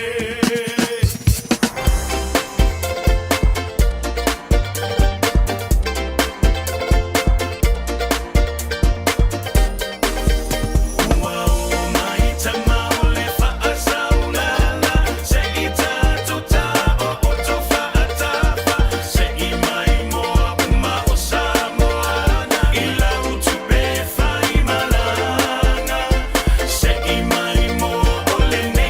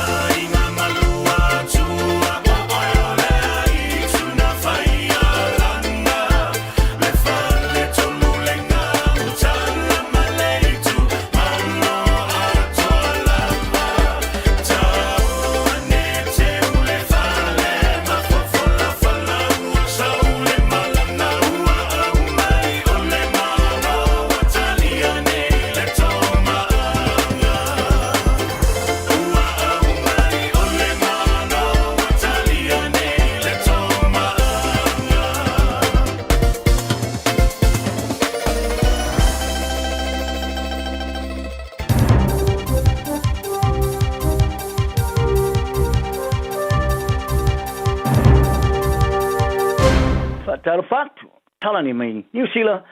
mori ni tai au. O manoa ye so tanga ma tau ma pea taina o ma foi le fai tau selau mo selau tanga te tau sanga mo taui ma le tanga ngo taui fa le fa fo sei New Zealand. I tau sanga rei tasi, le fai tau selau mo selau miliona tala le tunu o fa alua i le tau sanga. O se tasi o fali tua sa ia longa i le lominga le New Zealand Herald e fa pea. O ne masina te wai sa to e fa sa o ia lo nari tu funga tar tau. Ia le pea se ali sa to i titi lava a tipi uma ese ai ona vai tu lou le lo tau sanga tuluai i Samoa o no le ongonga o le papala ma ona sa fiaila na pea au taina. E o mai le temine o le tau sanga ua whaselau valus furfa tanga to ua whaato ai tau sanga mo tau ia manua i ai whaamtalanga o ta uai upo pea po te tau. Ta moko po pea li ia Maori ma le moko kauhai a tamata i Maori. O le tuisanga toluai e lima selau whaasfulu lima tau sanga sa whaato ai mo taui. I New Zealand nei, e le ini fusi tusi pasi patino e manaomia mo tangata tata tau matapea. Sa longoa i e muri anga telestella tau pa pa lea i le Herald i a Setema. O lona li ili tufunga tata tau Samoa i a tula wena mareko o kilani. Sa i e toi tonga fitia si te tau sali sao ona taina. Sa e ta wai o le ari sa watu i sa mo le lua fema le fu tolu mo le tai no lan tau. Sa e fa matala ina le loto le alu le au i le tino na i le me masaniai. Sa ma fuai le telo le toto sa alu so o nei ma le papala ma le ona. Sa tau fia le fale mai mo toto ia pia malongo ia e fomai. O le ono le lama o sala lau nei lon toto ma ona vai mo mia le tipina ese. Ta wai le li potia le sa mo observa fa pea o le tau le ali sa le mai a toi le ona taina ese tanga te tara tau le qualify ma sa mo mi ai le toi fa sa ina fa ria muri anga tele o le tau le sa sola ese mar fale mai ma sa o il mala vale le mo le poina mai o le fainga malanga mo mua le vale le ni sila name e tau no mai fa tele atu le ta vale le fale mai ma fa ria ia muri anga tele e lu tau sanga sa fa alu le tau le e toi fa le ai a fianga on te town ma ta pai na i lolo na li e fa mai e lana te tau iau kilani le masin te wai o le isi tu funga tara tau li ai faiva i mo leni e piano fili e to tele o tangata Samoa i sila nema Australia e ta ina la tu te tau sa ia longo le Herald sa ia to e fa sa o ina fo inisi o te tau sa ta ina sa le o na ta ina ma ia ta pai tangata e ao o na fili si tu funga tara tau ma fa e te o le fonu fa tonu o le taulanga o kilani ma le mantanga luenga le soi fo maro loina e o foina i fa matalanga o ta iala mo pea ma te tau fa anga nu o taina e folosi ai ia mea au te ngata tara tau o na whaia ai le taina se pea ma le mai ai o le tinau se fono Samoa o kilani saute le fonu fa tonu o le taulanga o kilani e le fa alo aloa lava na upu ina visilingi e sona fa alongona e winga i le ngā rua whātu sei male ali pole no o toi whirwhiria mai i a Wayne Brown. I le mai ai o le no fo inga whaaporo kiki whainga tā ua mawai atu nei. O se mea e le mana o mia a e au lava o na taliaina. Malisi i o whainga whaate mo kalasina e pēna whaari ai e le tamai ta isu is fono manukau lotu fuli. O fuli ma Brown sa tau whaiura i whirwhiria whaatasi i le fono whaatono le taulanga o kilani i rua whema le lufurulua. Mai le fou i ftena inga o la manatu. O le ftena inga na tamai nei o le masino o kuso. Ina o whai ngoe Brown i tangata ene paie. Mai e tua i ai furi le whao ngai no tangata Pasifika e whai ngofio na awhia ta aloai. O le manatu o Brown e muri mai i wa ili linga. Whala wai tele o suis fono i le a wai fono tanga. Mai e tua i ai suis fono i le lai te o fono tanga e a wain. I le teimi sa whaari e furi. E se sene manatu Brown, to e whaale anga tangata. Ai ua whaale ne e Brown, e na te talia fia e suis fono o toi whirwhiria uma, ma ua tiro fo e toi ngā lulu e matangata jotasi, e au fia e mafuli, i le no fo inga le nei. O fuli ma isi suis fono Samoa i a au Filipaina ma Joseph N. Padley, sa mawhana le toi manu malo ma i o la tuna fo e whainga palo te le lua vaso mawai. Whaale e fuli! E ulava i le talaanga i lo la vamo Brown, a se whaane ene enga, ma se fia i a te ele toi whirwhiria, o se suis fono. Ma Brown, o toi whirwhiria fo se pole no, ma manino ma iai lona, na ngoloina o le melea, e na te whaalo longia fo. Ela te ile lua se lau mātua sa tārsanga mo visa umi mo mātua no whai New Zealand ile lua mai asu talo na amata talina. O nei visa mo mātua wo whaina I mātua o tangata si seni New Zealand. Ma tangata no whamau no whai le tunu ile umi e o tula vai le 5 tausanga. O le au whainga se lau iwas fulvalo tārsanga sa whato ai le lua vai asu mo mua. Ma le wha nei o tārsanga o talia ina. O ia le wha moe moe o na malo I le vau le lua afe, le spuru afe o tārsanga I whato ai le tausanga. I le wha ngai o inga I wha vai le ilunga o leo no afe, tārsanga wha le tausanga I talia ina. O le tangata matua e langolango ina stama I tete te tawa na maua se tutongi. E au sia le onga le tono o le tutongi e whaatulanga ina e maua. I lalo a ingo tārsanga. Mo le matua e o tasi. Ai po le tutongi a to ma le afo le vaenga tupe maua mo matua e to lua e manamia. A leo le na, o le matua e tawa na maua le tupe le tongi e tusa ma le whaatulanga o le tupe pensiona. E maua lea, ai po se te unga tupe se la uons furu awhetala le tausanga. E va ai ai nga fitieina o le umi o le visa i ai ni sila nei. E mana o mia fo i a siate o soi fo malolo i whaia, ma isi o ai nga iao o na tausisia. Wa whaarea ni minister vai whafoni i sila wa wasa mane o Winston Peters. E le iso nei lo te ngata o nia fio anga o tā mo mawhai apa ia. O na ore wa amalepe al fitafita le samia ni sila, ale manua nui, o lo tātia i o la tonga te whale. O le langona whaari o Peters, au whape o na avea le wa amalepe le manua nui o tātia ringa te whale o li tui saute o polu lea, ma tu tongi o tau e wha o na maua, ma mata upo au tuo tala noanga I Samoa. O tongi e New Zealand, ia le 1 miliona tala New Zealand, le tu samara 10 miliona tala Samoa, ina maro o Samoa mo taui, o no le whaarwala ve pitai. E le iwa ia lava tangata o la lafanga o afia I se tupe. O le fia anga te fitoala o piru silo na afia ringo tuai o le vaa I ona ngā te whalen. Sa longa inisi o la lafanga, ia le whai o se whilo inga po o le official ai komisioni sila mane maro Samoa, e winga ini tau I le vaso o mwaeng. O whanga I le sau a whaaso sa le upu. Sa ia longa I le sui o le jodi sila Pasifika. E teri tonu le tau le maro Samoa, na ngafa mane whaasoa ino tupe mo I la to a fea.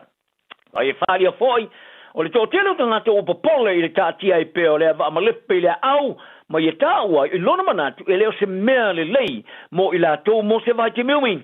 Whaari e whanga I le sau o le vanga tupe mo le tau I e le tai teo na lava. E vava ai ai a fianga whai umi o le ava amalepe I sisio meanga, ma I tāua foi o lo la tō tau mo whaina apa ia.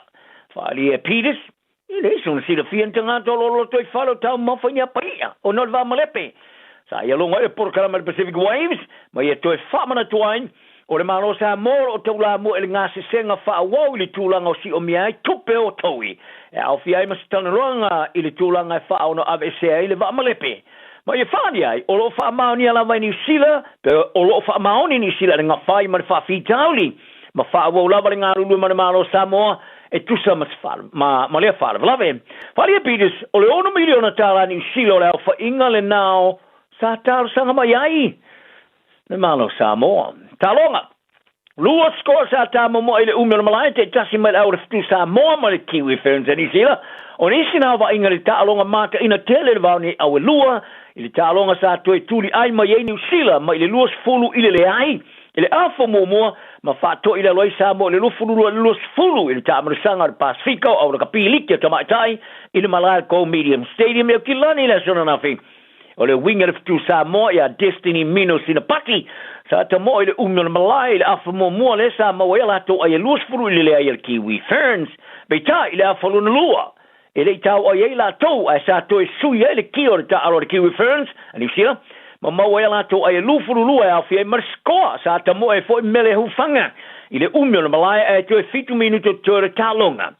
O le isi talonga le fitu Samoa e whai e whai unga le vaso nei, ma le Tilo Roos Australia e pai le Kiwi Ferns.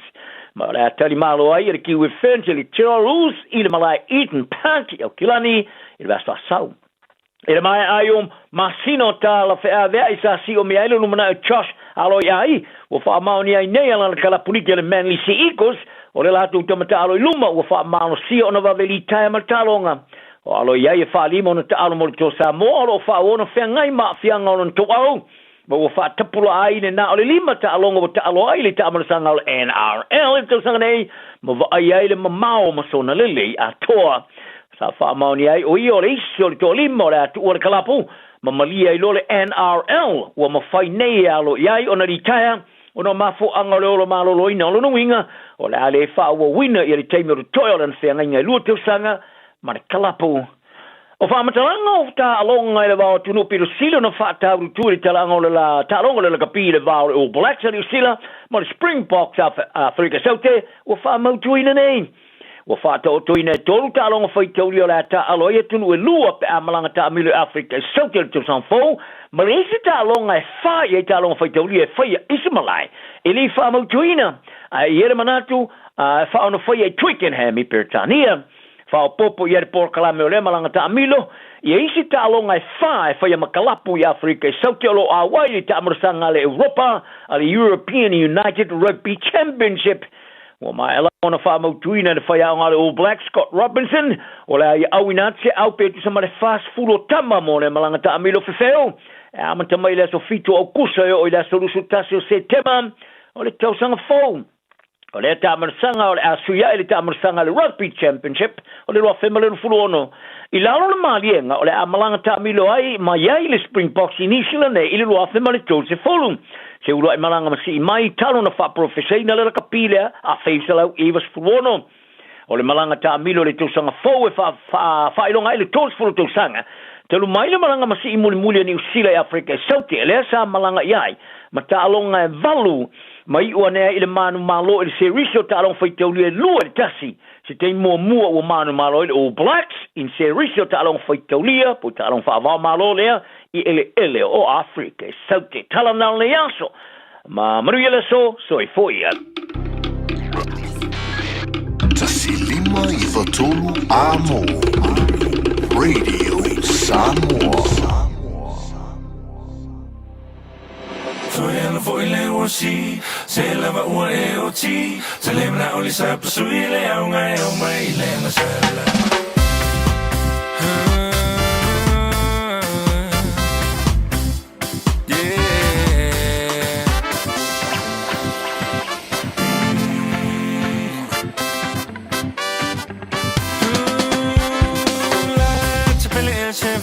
Mole fa chali mai e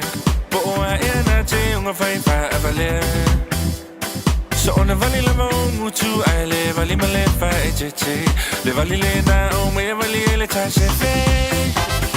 so ya no foi le osi se la va o e oti se le na o le sa sui le au mai le na sala so ya no foi le osi se la va o e oti se le na o le sa sui le au mai le na sala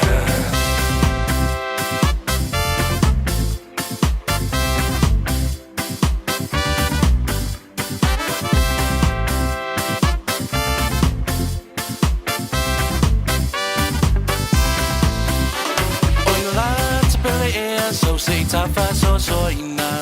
o si o nei tu si e vala awina ua tumolo atoi nei mo si va rock and roll ai wanga lo ya o le papio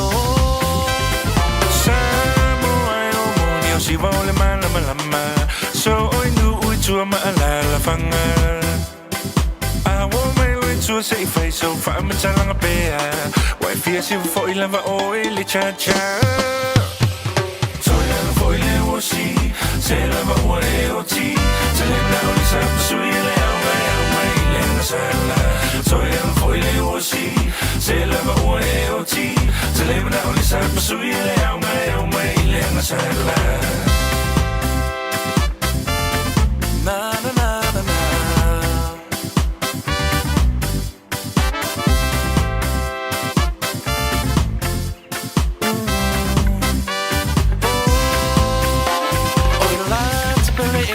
Sei tafa so ina o si o nei tu si e vala awina ua tumolo atoi nei mo si va rock and roll ai wona lo ya o le papio Samoa e ua moni o si va le malama o solo inu ui tu malala fanga I want my lo tu sei fai so fa ma talanga pe vai fia si va foi lava o le cha Foi le osi, se lava ua e oti, se le mna oli sa pasui le au mai le na sala. Foi le sa pasui le au mai le masala.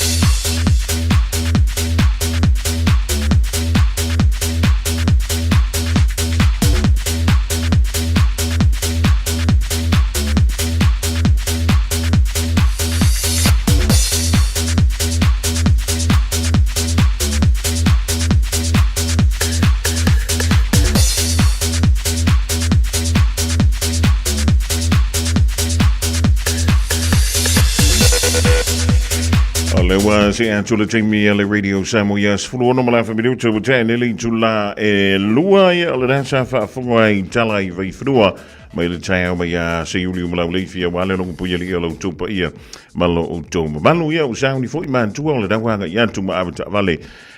fa tole tali foi le taimi tu wa ya onga ale fa na ya fa I wata tau na sui lo ta vale ya wata tau na e fa fonga le mai le tlenga ya le ala ku sofia le yo le tutua Male au nangalea ale tanto fale tavale Enterprise Motor Group Imanukau awa foi ele fa laulo ino le la tu ava dan vantu lo telinga lela ma lo galu ma lo le fio le fio ya ma lo le tawa tai foi lo le telinga Fofogamua ya pa talo fa foi le fa fonga ta kwai so tato watu no lo fa na ma mai ta fa salonga le nei tu la le aso ya e se le mata mo fie pa tai le li o tato mo le nei aso mata mo fie lo na no pamalo na le ya le futa mo le nei la ta toe paso ai fo ya tu na ia tu la le weekend mani fo fuanga me sta longa se ta to no ma lo le tawata tanto te tau fai mo li la fa ma no le fa ma lo si fo ile fa tu ngata le dia so ngafua ia na le manuia tau whainga alo mo tama whanau ala tanto tro le tu pa ta tai mali ia nafi ia ai nei ua male manuia ele hai ama se ngase foi le ala ia olana ia si vahenga ia langa kau pi di ma for pa ko ele ama kanga ka longa ia ma si vahenga nga o wa pese ia ai vole ua foi le si ma ka le si nga pi nga kau fa visi da kiki ele se la que talanga Fofogamua ia o tulanga fa pena ko le pe o le si kai ni o over fia ia ai o le tulanga ia le au te lengo ta longa ia ba se po le tau tua tato le tio mata mo fie me uma ia I fa le ole le result ta to ma fo wina ia ai ave pele fa tai fo ile ia lo mo fa na o se tato wa tu no sa ta wina to fo ile na ia wa fo ia se tato wa tu no ia ma lo fo ile e tau tua fo I lau te talaina ia mai se sua le dia wa ia long pue dia ina fo se tatu atu nu wana nafi ia mai au pong sa ia tulanga le ore a fo ia ta longa nafi malo le ia fa tangi o le menta wa ia le family ina le fa fonga ia ma le tapo inga fo ia le tatu atu ia wai ele mo moniva se lua ia mai le mo menta le o nanga fo le Sky TV ia e foi lava ni so ila to tinga na foi tu na le leo le mele ala e fa mi se fa sanga ku lunga le camera ia o ko tu langa na ta pole ko le sunga le awa o pe wa o ka pole pe la ka o so se mai o le sunga le awa na pole le tai a ba cha tu langa bole la o lenga ko e to pa o le pole ia o le over fi le sunga le awa o na pina la ngona ile lo na si fofonga foi le o si lunga ia o le menta wa le ina I mo le manuia la vale tau mawhainga le tanto wala leo e wa le fingo fiel tau mawhainga ri tau wha mtala tu le mele tu pulunga le malai e wa e se le wha makala e se lo maka sa o iei e tau le e a o le winga la o le tala o le fingo fiel po le lua pitola au ia tulanga na ia mata ngo fie ia tulanga umai ia tulanga po le ola TV a palongolongo le lua patala lau matongo ia mea uma po le tulanga le a kalonga nai kama ia e wina le taulau le whamoe ia li ele li iwa i man ia tulanga Ioe, tasila lo le tātou tru. Le li o anta Mariota le na whamunu li e se maruanga tunga i le aso nafio le talitali atu. Ia po le asa teimia mo me i se whamatalanga, ia po le ala tūlanga wo onti iai. Ia pe o whai iei ni tonga fitinga po le ala tūlanga o iai. Ia lona soifua manono ina tālu sia e le o se manuanga tū mau, e le o se manuanga fo i le leo no tāu fia i le whauina o lana tā le ni malana tautua. I le nā tausanga fupe au lia lea. Ia saule ia o tulanga e whapeo e tupu tā longa ma tulanga whapea ia au mea tātou whamoe le li fo ia tulanga o le o manuanga fo i o le atali ia o whangia le atua fo i lea i tō whapu i sier malosi wa fo ia tulanga o tā leni ma mai se ia tāpua inga fo i amnai mātua mai Ia, ole tulanga nai pi o ni ia e mātango file aso nafi I le wha tumulia ewina le tofu no fo uma tangata uma e pe iai tangata I tono an tātou no fo a o senga anganga whanga I tia o le to a tele o le mamalo o le anturu e a matala wale ta alonga o lai ngā solo atu ia tono le timile ntu wa isamni ngā lo tu le fia nafi ia o lai tanga lua I malfa mao ni na fia lea ia te o tūlanga nā volele e mana walo mato an nafi ai whaloklo whai male haka ia wa o mo le to nga me I la kul fale maka I sky ia an pena le ia na tap wa ia to ale fale mo tulanga ia ma lo le tapua ele silia le tai ia nei lo le tapua I pe le na mwanga na le tatu tro ia o le wa lu se fulu so le masino ki topa e toi fa ile ta longa le tatu au ia ma le au le matuma tonga le fa ngol le ia so yo I Australia lo no winga le la fa I Australia le me tatu le fa ile so nafi ia o tatu la le la fa ia nga le TV e le se tulanga na fomo o ka ko le la ia ke lo ronga de ku ai fu ia le au feo ma fu ma tulanga pa pena ia o le mana ia na uso mo le matu ta vale ana po musia fa na winai o tahu ia e uso mai laina so le o te fa ma lo mai tolo pulo le mtanga le ngole o ale e ta e 5 minute pasia tu ta vale leo e ke o ko ile simanga ala sa vali mai leo fa nga ole au ko nga le yo la usa mo la wo e fenga mo e ka nga we ya wa ana fa apea dei ole aso le lenta aloi tonga sole ia ta ilo yei po fetu yel tu la fono fo ile le tonga famille sanga pa o se mele sa ele se lo que la ia tu la bona na ia ma ko fi ko mangela po ia que le ngai poloka ia wa ro fo ia e o vai leo wa fo ia wa ia tu la bona lo malo o pole puinga po tu la uma ia ala ana to file bume uma I na mangela po mali ia tano si o le to television lo mtam fana wala tanto tro o fa mo le mai le talonga ila son nafi to fa si ala malo si wa ile se talonga fingo fi ia le ano ti ile tanto talonga le male au tonga e au se tali ele fa ngol le va yaso ia e panga le wa le mfa yona tanto au ya tu ya le ala ya la ka ko fa ile kana voile ya la tu ya tu le muli panga ma oyo ia ele si pena esa no ele si le se tai lo tapwa ia aton foi ole atu fatu mulia le malai o e Queensland tu le mafole le malu ko se tatu atonu ona fai ona sua toi mutala toi au le mapol mawina le talonga se tatu atonu le ko le vai le ya o mai le tanto tua o mai le au danga o le mai tawatu ya o lu se fulwas lo no winga to se fuluma le tasi aso le dei masina ya ona tanto fa pe foi le wala ka mai ar kilisimas ia sa le lava ia o tulanga masa ia paua le tulanga po le via le li wa pasa po ia na masa na pana tulanga male le tau ia wa fa fa no fie po e nai tato wa inga ia su mai po matala mai au ia al tiro ia mai mo po tulanga lo ia tato ta ba ia al tulanga te nei te le mano na tato pa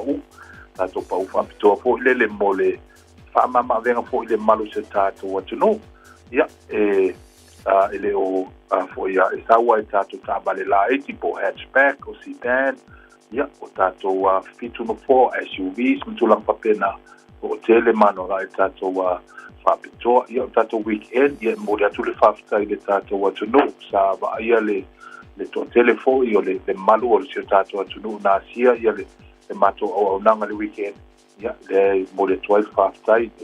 amana ia fo i se tau tua vai a tātou enterprise i nei manukau ia le ana manu e fo i tātou weekend ia o tūlanga na o lo whaawau pia tātou whaapitoa ia o tūlanga fo i lea o tātou discount ia tu ia o e whaitaria pe whailau cashback pe whape whai tūlanga fo i le leo o le finance ia e fai lava le tipilinga mtulanga whapena a whapea loa e lunga le marketi pisa ili po se sa i o tūlanga ia o le mātou e tres masani lava o le 5 ono fitu anga i le 5 fitu tonu i le tātou Grace South Road i nei manukau ai ona su mai ma tala mai au ia te so tai mai fo i tātou numera o le oval selau ono stasiono whata tivalu ia au alava ia tūlanga fia malama i le whangai moina fo i tūlanga mo le whātaunga lo sam, tūlanga whapena, lo matunga lua tumare sunga le ripule ia Terry Kun, ta mafo ia tau o papo, ia, pai ona so tai mai ai, ia ma whātana no fo inisi o vaenga, lo fia maua ele maramlama anga, ia, fo ia tūlanga tātou e te talai tātou, ia, tai masani lava o le iba nga i le afole 5 i le fitu aso, ia, pai ona su mai po ia ka whapea o le teilunga al market tūlanga tātou finance ia le ai pā tātou finance le in-house finance o lona wina i tono le tūla pai ona mo le tali o lau talasanga ia le se umi po le whātatali ai fo inisi tūlanga i tōna mia ia o tūlanga lava na ai mo ale result le uma le tūla o tūlanga o tātou finance ia taria trade-in tūlanga whapena ia,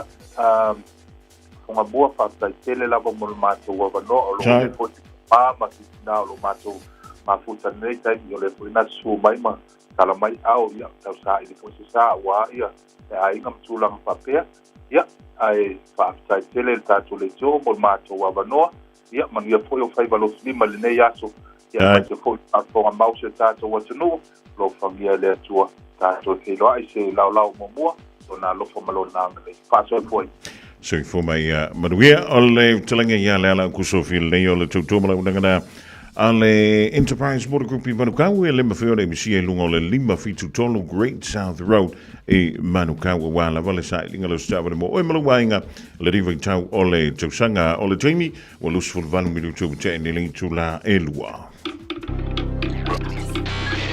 Tasilima ivatolu amo Radio Samoa. Yeah, TT the artist, Club Queen, DJ, all the ladies, all the ladies, all the ladies,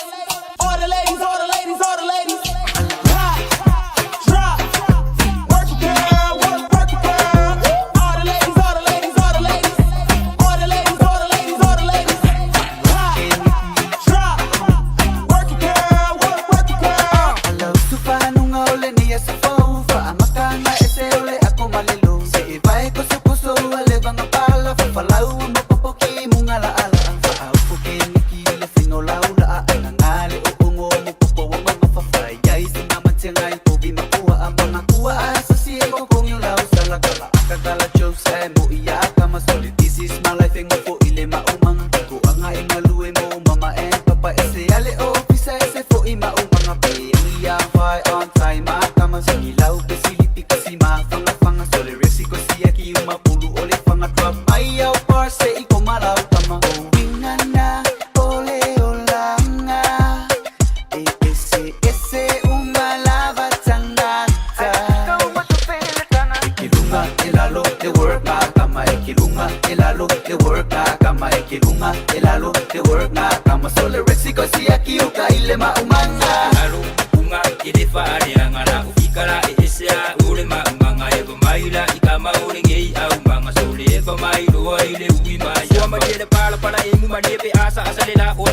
maso le anga de paso le kama e fama e kuile oso e kawile le ka kawile le maso o pe e aka le fama i fika i kingo visa e sau kama i pe wala e se yo fama kala kala le winga o lenge kala kukusa o e o visa ma u ile ma umanga a o nga fili va ama ma wa fa mu yanga e nga kalo pima uma e ula pe le ko anga na ole olanga e ese una lava tangata kilunga elalo te work na kama e kilunga elalo te work na kama e kilunga elalo te work na kama sole resiko si aquí o kaile ma umanga alo unga ile fa ale anga la ufikara e ese ule ma umanga e maila ikama ule ngei au manga sole e mailo ile umi ma yama isape faima umanga kausi ainga pe ola maka ase koe fa longo mai kama e ako mai papunga ma pa ufa ngo sili fa afe ange ule ma umanga o eke ingo eke e pala eke po ia e choile olanga kilunga elalo te work na kama e kilunga elalo te work na kama e kilunga elalo te work na kama sole resiko si aquí o kaile ma umanga aloka amua mo mai mare pua salua ole umufa akali le malanga alaba makuweka maise au paka wa uli palu sami headshot ile pua belangi aingi popaka manupa lolo wangu moe vai ai kamaka ngungu ile sami sole mala para oka maiki Samoa mangui ale malanga kilunga elalo te work na kama e kilunga elalo te work na kama e kilunga elalo te work na kama sole resiko si aquí o kaile ma umanga alo unga ile fa ale anga la ufikara e ese ule ma umanga e maila ikama ule ngei au manga sole e mailo ile ui ma yama Beta Drive Doctors ile tau longa fa tau I mangele fa pea manrua o le vainga o so singa se pe amana o mia e fa tino e foi ma tupui pui o le fana witi o tupui pui le ko witi is river mo I lato is fulon tau sanga malunga atu fa pea ma tupui pui o le flu ala au telefoni lua lima fitu valu lima iwa valu mo so no e fa tino I nei au nanga o fisa fo mai mangele I taftafane o McDonald Amanrewa e taftafane o le falitusi po le public library Beta Drive Doctors Clinics O se tala fia nei Samoa, wei nei se tautua ma se unanga family noto mai le kampani o le City Car watu si tasi dua lua Lincoln Road Henderson te maua iai le tele o tawa la poa band e o foi tatu tawa le laiti tania foi la tau fa le tonu tongi e talafo mo le tatu cashback a ma tatu lima se lausi aga ia tu le lima afe tala pe so te mai ulungia Peter Pernanto le numera o lua tasi o wale walu fitu lua pe amana mia se tawa le fau molo ainga I le tau malulu citycars.nz O se tala fia le nei mo I la tolo mana miele vai yesi, vai sasalapa ma le vai tamalingi, mai le Samoa Herbs, ua mawhaine o na whaatau atu le tātou ofisa, a le TR Marketing I le mautou Samoa I mangele, e nao le lusfu tala le tau le vai, ma e ave le wha mua ia I la weanga I mai le ofisa, e totongi mapiki a la vai, Morisi whaamtalanga whao sota iane, I le olua tasi o lua o lima valum tasi fitu, Morisi whaamtalanga, I le tātou vai yesi, vai sasalapa, ma le vai tamalingi. Malo soy fua, o se Fofoga Samoa, Radio Samoa, tasilima I vatolu amo, se kia Radio Samoa.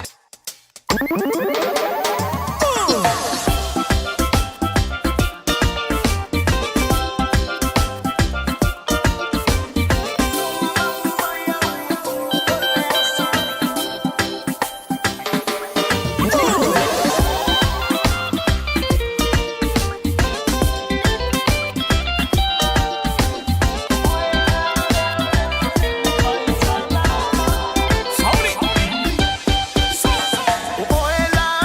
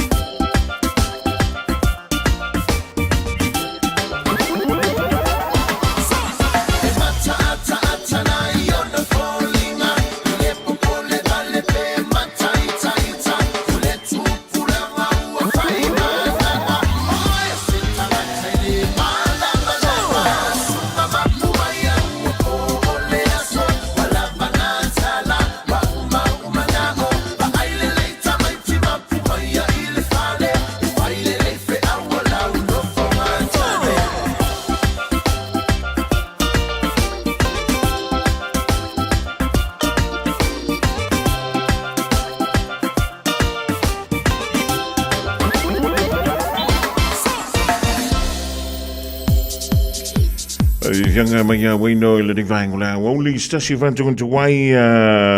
tamole wa me asala sunga ya di sento falboy o le wa toelangi de baile le sunga ya wino le divang la Aoauli o le to lus fullo midu ton na tale o le July tolu to au dantu e se fa o ponga o tala I vai fruala ngana Samoa ya wala vale long pueli o lo topa ia malo to ban tal si o le dawo to wantu ya man tu foi ma au vale lo to o nga le fandau e tu na ma o e le o to fio wa I foi le au pu anta le council ia po le Auckland Transport ya ma te pu e solo anta tu ta vale ye pakai lunga o leina sama o le dawa I me pu anta inisio ta vale lai e le mai no po ala no ta vale da o ta vale le council ya fa ya la ngai ke fia malome mana o sa sala pakai o lunga inga e o lunga mo kia foi le le au ta fo lo to ala o ngan e sa pakai se sinda ya o te lo ma mo tino o nei awala foi le mau tele mala ya o nei me foi ona pakai na tantu tavole mi se leva tantu nei au kilani sote ya o le mela le o fa mata to tia to e awai te na tele ya I lo no fo tono la tavole ai ma wai la sala o le tupe mai ma ya le da me o le sala na le te mileno o lo astona no ti to nei le lo yo le takani ala na manga ya la ka fa sa video ko foi le sole wo ke ia no wa ia ko le tu ta wa ola se ka le mai ia ngale trailer foi le o le wata pu e ia to ta vale sawa ma tu ya wa ese me pu e anta ilunga le wa ma sa di ta to ese venia leo ye ma sa nia o le time building o le na fo wa fa nga ina mo me o ta vale foi ia ta ilima no fo ta I fitu no fo Oi, ai le ai ni ngo fa pi ai. Ya ma trailer la, ya wa ma tana fa tai tai. Oi, ele ni trailer ma ulunga ele ni trailer la po elang papa e kama. E pasi ko longa mo to we ngai pa kamar ka banga au kafa o lenga e wa ko se lau lu sfulu se lau ko sfulu. Ya na ya lu la il to fan. Fa ta le mai ila. Ya le timi pasasa ko ila usala vo le ila pusami. Faila o le ke sa ungi ke malanga I sa mo ki si masi ele ko ngia u salarga ya va aya se si tanto ne J1 want to tangi fa malokulo ele malava lele ya wa na manino tu la fono ele ma fio na ya pe a fie le ko ngia la usa ele va pe fie o va sa vit ya e un ka ko ngi le sala lele tanto wanga ya tu sa mo mai le tu ma lo fa sa le anga numero tolu Ile tu malo fa palo taus fa sal le anga no marathon o le fa mai fa talanga ilunga lo penga tafa ilang o le uan toe ave itua ia tangi umai lua o le tangi ale na manu ma lo le talanga ya na mula ulu sami leonta fa pe foi ia le tangi ale sa ave ma funga talanga le monta ile paia inga lona sfulma le fitu le sunga pali ili o taim mo sepa O le tuma lo fa palo tau fa sel anga tonu le ana tu avi tua ile tai awa na le la ya o le la fa mai fa talanga le te feita o tu I o lo ia ila ua nei to lua le sa fa I lo atu ile fa msinonga o fainga pa lota ya o lu I pe o tu inatu o le ua tu avi nei tua ya ona o le tau singa le o le file mu I to tonu o le tu malo. E tai fa pe uma tanto unga lena fa se to anga lo ini si tangi le dava ya so wa tuana yantu. E ma o le sola le na to e fa pe mai le fa msinonga o le anto I tolo po antu le mata upu le fa se le anga tolu e le anso tolu se fulu o le masino ke to pa lo no winga o le nava ya so fo lo na so tofi. Ya ai se I tu antu le ava no I fa I lo ia ai tu ye lua e pe ona tu lai mai mo le tlenga ya na mula ulu ma le sunga ya pali ina ia fa I lo atu fa la we tele le ave ai ile itua o ala tangi o mai lua ya a tonu le na wa manino mai na le man to le vai ya ole ale ai se tu langa o le fa sinonga ole a o antu ya ia sui ya mai le tu malo fa palo tana fa sa le ang tonu lo no winga a tu se tala le tamai o fa tu ma wina ina au tali ai le finangalo le whaamisidonga, ia le tofi o le tumalo whaasale le numero tolu. Whaasale le anga numero tolu, wale ua pale mai ei lava, ia le talenga ia na mula ulu Sami Leota, e pei o na manu malo mai ei, i le whainga palota e le ileva tunei alo tātu. Tunu, ia, o se talana mo e le rivaengo le Aoauli o whianga i le tunu mga luenga, tute ma whaiva lo filima a wala wala tau singa o tātu. Ainga e le nganta i tono New Zealand ai whape foi ia le lalolangi a toalo ma futo me ele pa ia silasi o lo tātu. Tunu wala along pu ili ilo tu pa ia mlau tu mat inisi o suya inga o na o lefto a manta foi le vaiaso pa ngā solo inisi o whaamsironga o mea tau pa lonta i Samoa.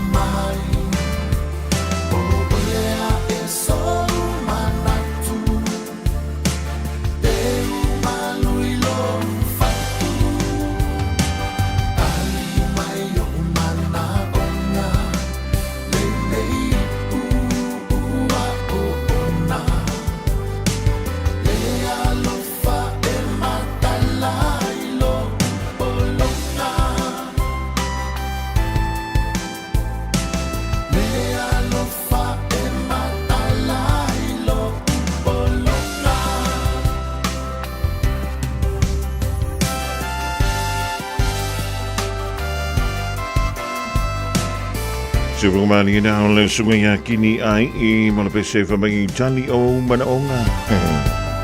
Ia singa of panono a ia bosinga apata yo. Talavanti ya ta ele tola pa yeli pele. Ole ma utoma ile divang ola woli da woto lima a to famala midute. Olo to tale o link July to telefon. Pa mai alafan tunga mai ya we. La lele oe inu ole vasa.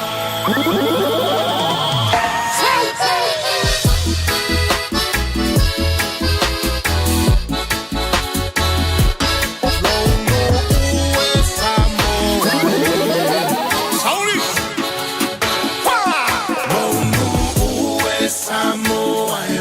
la lele vasa. La lele oe inu ole vasa.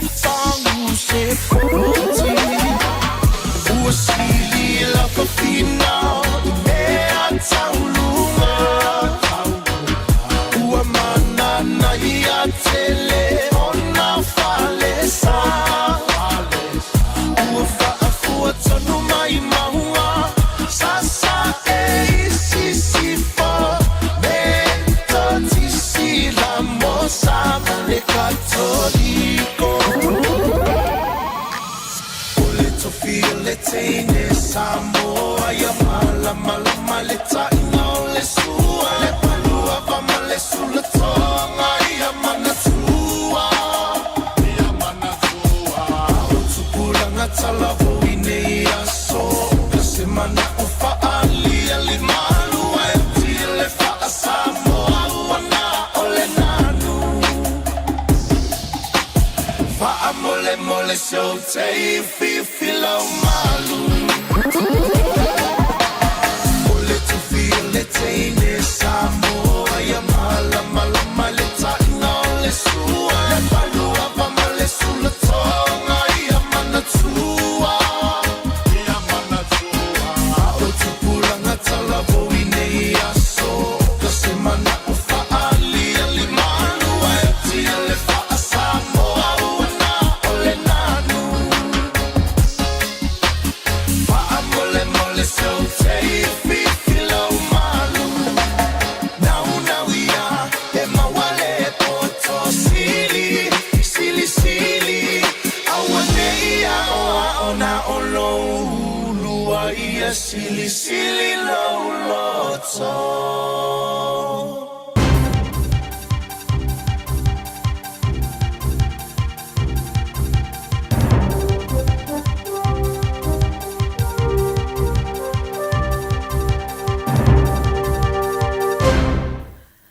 whakatala whātu lo whaafonga le nei tūla o le aso a lo maia o se whaapoponga le nei o tātou talafou mai lo Radio Samoa. E leo malo lo lava leo o mai ai o reporti i le tele o whaalawelave e te tupu mai ona o ni mu e tūla i mai to tono le atunu. Pei fo i ona li potia mai ai se tasi o awhina awhia ai se whale i le tuma lo le Tasman i whaitu o mo tueka i le taia o le aso sā le amatanga o le nei vai aso. Ta ue reporti na whaafso ta iane le vaenga o whaalawelave te tupu whaafua sei. Le tuatusi o riwaka po le toe se 4 minute i le tūla e se futasi i le taheao. Mai tauina sa atali atu ai le toa tele o sui o le vaenga o le tinei mua mo tueka, kai Teriteri, Tasman, Mapua, ma le vaenga o le tinei mua Nelson. Whamaonia mai e leo e iai se alii. O se tangata na tau sa ilia i le taimina tūla i mai le whalewlave, peitai, na maualo na tino i le mai ai o na tineia o le afi.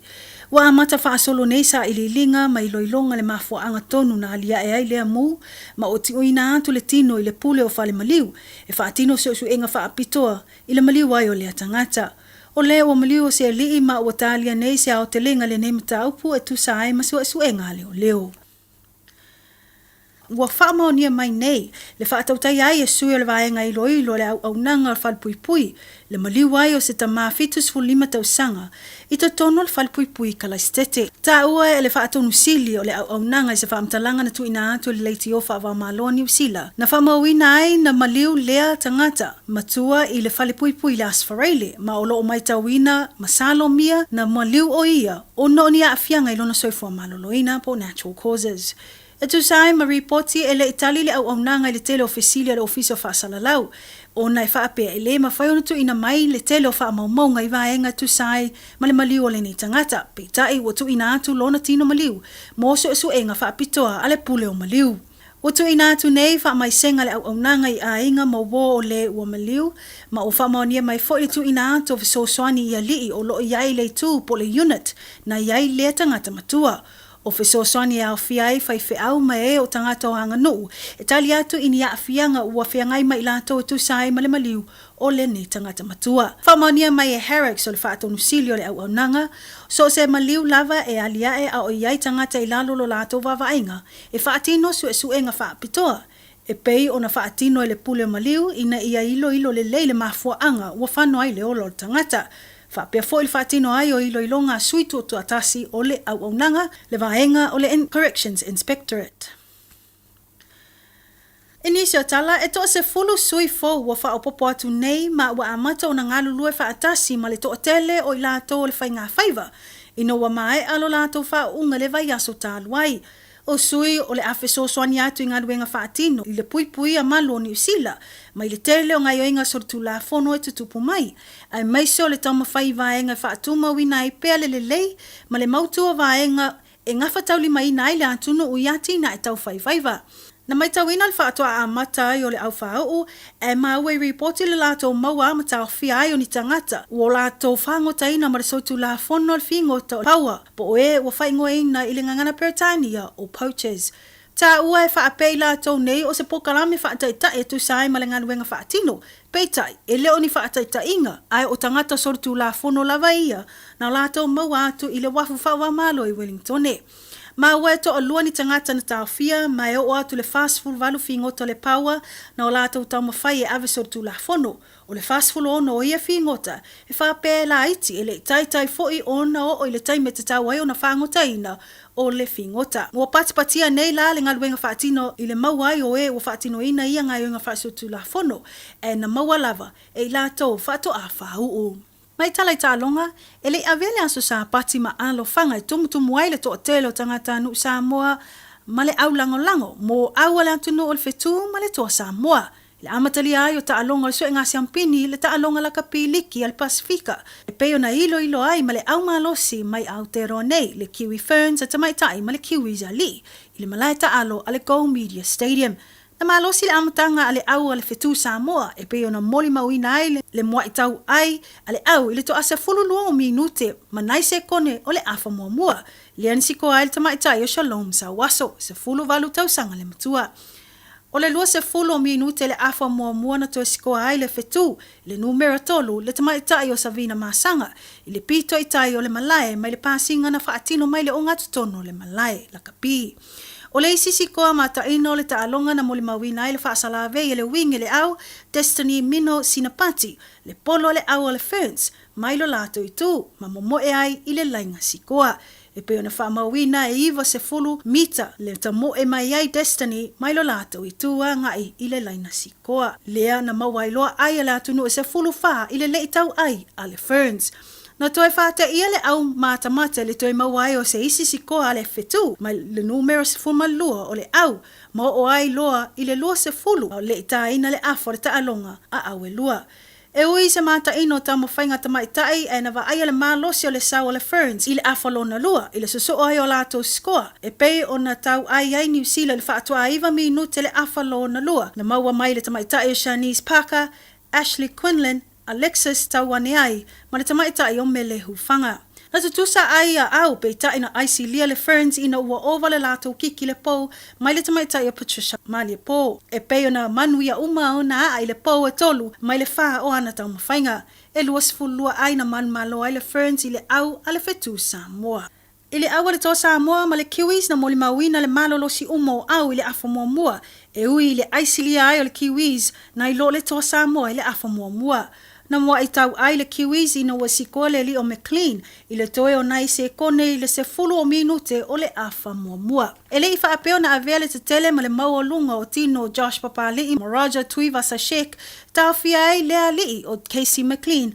mai le sikoa i le luasfutasi o minute o le talonga. Ana wa aia le tutuli mai le toa o le au malo se le Kiwi ina ua maua le sikoa le li o Dane Mariner i le luasfulu o minute o le afa mua. Na toi maua le isi skoa mai le li o Simi Sasangi, mai se kiki matautia le li o Chanel Harris Tavita, e pe ona moli mawina le ai o se tamata alo le Kiwi, na iai le laina pito i tua, i se sefe a le lato tama o Shines Nicole Goldstad. Na toi maua le si koa le toa mai le li o Murray Taulangi, le ena tutusai loa ai ar talonga le afa mulmuli. E ui lava ina tau mawhai atu le au, e na malosi lava le Kiwis le lato talonga, e pei o na man malo ai i ai e luas ulfa, i le se fulu malvalu le au a le toa Samoa. O le amalanga atu i a le au a Samoa i Ausitalia, mo le vaenga lona lua ta amilo sanga e pei o na ta alo ai le fetu ma le au a le Jillaroos, ma le toa o le ailo ilo ma le au a le matema a tonga. Mai tala mulmuli o lewa amatalia le taamirosanga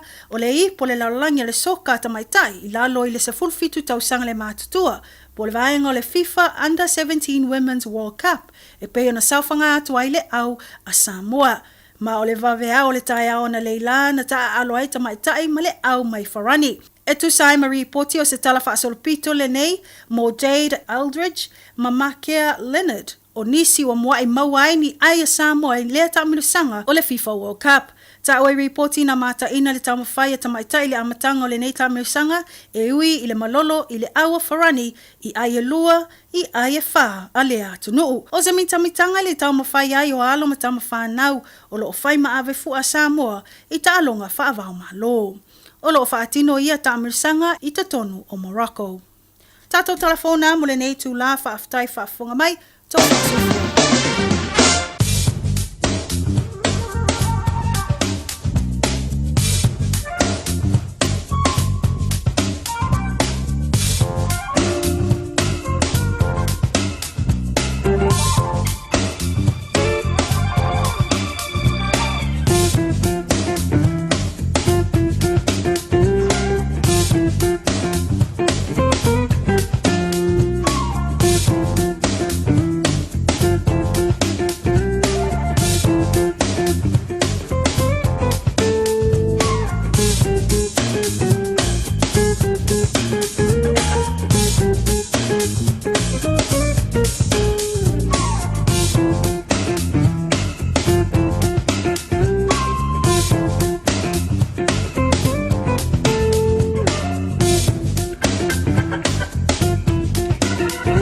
Le dawa whafunga le turungu swapu pongana o tātou tala I vai whanua I le rivanga o le aso e peora whunga nātu. E ma tāmperina le whionga ia le rua ili Aisha hu tolabanga o telefo. Ma tala wātu ma whamalo atu I mātua le gantu I leo le whana wa onga.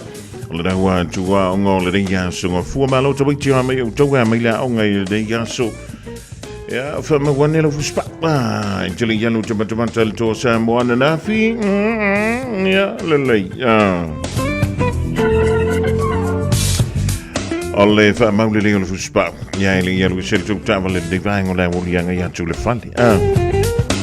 Ole venga le tanto talo le tau mo le so mo le po ana ni mo le so antau mo au kilani mo Samoa. Ole nga yan tu le po ana nei fa mai langi le tau angi malu mo fu savili ya mai le tu I sifo. Ole ma fana o le nei ya woli lusful lo tikeri mo au kilani ole malu I le po ana nei se fulu mo le lima tikeri. Ole ango tolna I le choice fulu fitu winu cheli tulai valu I le po ana nei. Ole veng mola so antea mo au kilani o so ane le lai le lus furu vanu miru te ai le ono I le tai au. Ole a woa mai ono yei savili mai li tu I mantu I sifo I malosi le angi mai. Ya I no fonga ta alai lai mai taimi o le Aoauli. A tala frantu I le de vainga la so ya inga wo me masani o le vainga ne le tantu tala o le tau. Mo Samoa I le neifo ya so ngafua. Ya wala wale tau nofo si la fia. O le mai tau antu I winga o le tau o lo o iai winga o le tau e whapea. O se vaenga o whita I inga o sa vili mo ti munga o lo to peilunga o Samoa mai au mai ti munga whapea ma wila ma whaintili e a fia ila tro. Whautuanga ma lapata inga o ti munga ma mafa. O lo o wha amalo si pea lea mo laufuru o mo Samoa. Lapata inga mo lo longa lo wha amalo si pea mo waita fe uma ma no foanga ea a fiango fie. O le angi yantul po ana ni mo Samoa va mai le official va ai tau ono tolu va vasaloi timu vasaloi na tape ma e mamafa e papu va pena I wila ma fain chili e ma tele ia tu monga I taimi o le Aoauli.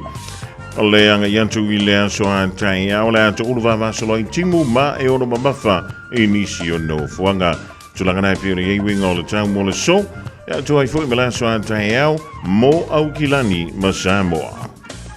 Radio Samoa. Taslima ivatol amo.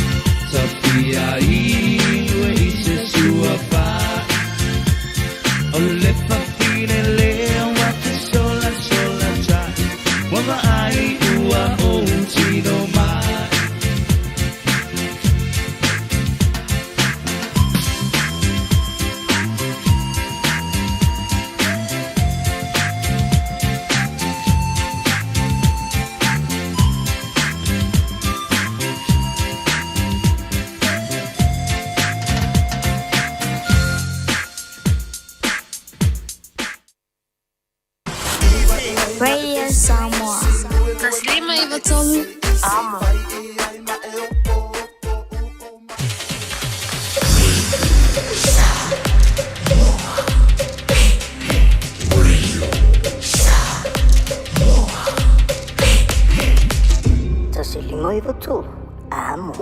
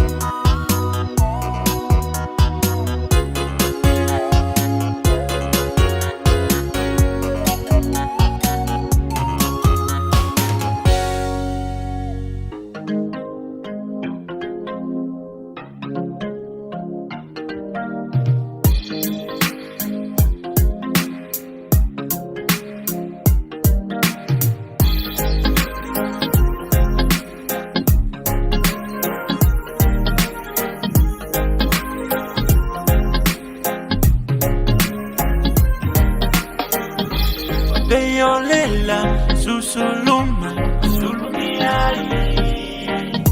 na yo folinga ata sineleva ai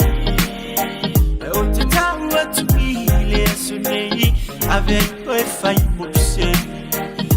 suine yo mana tunei sunga ilula lele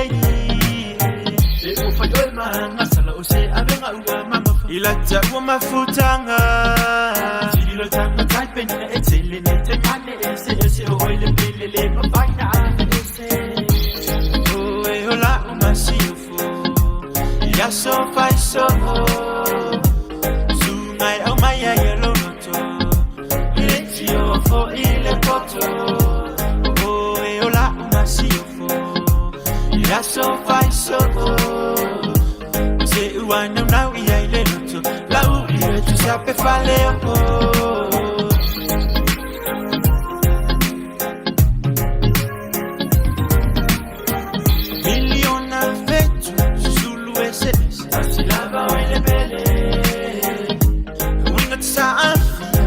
yo sé tú faina materia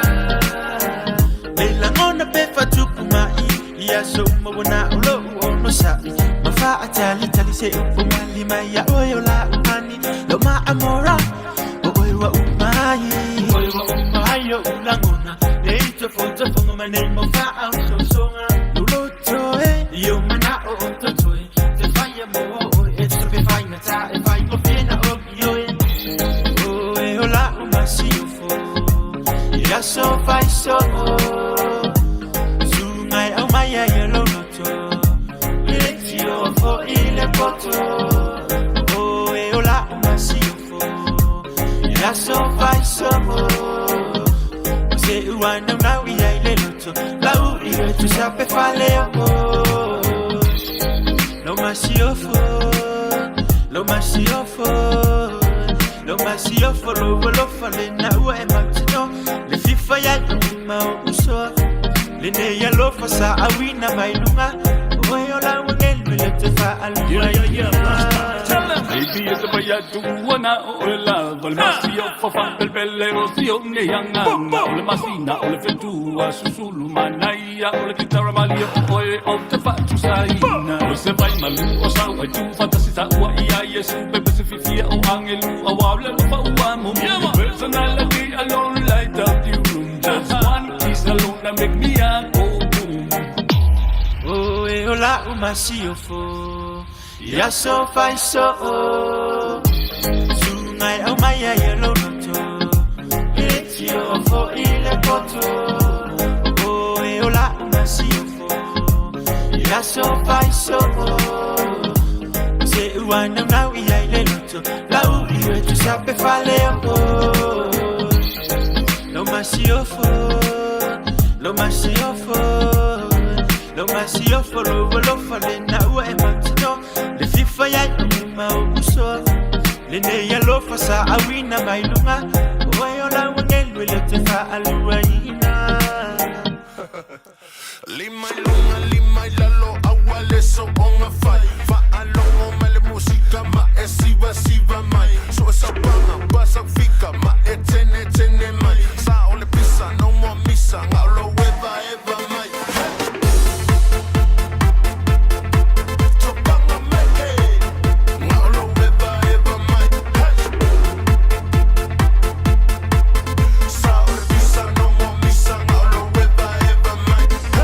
Se apa ula wa etu ai mai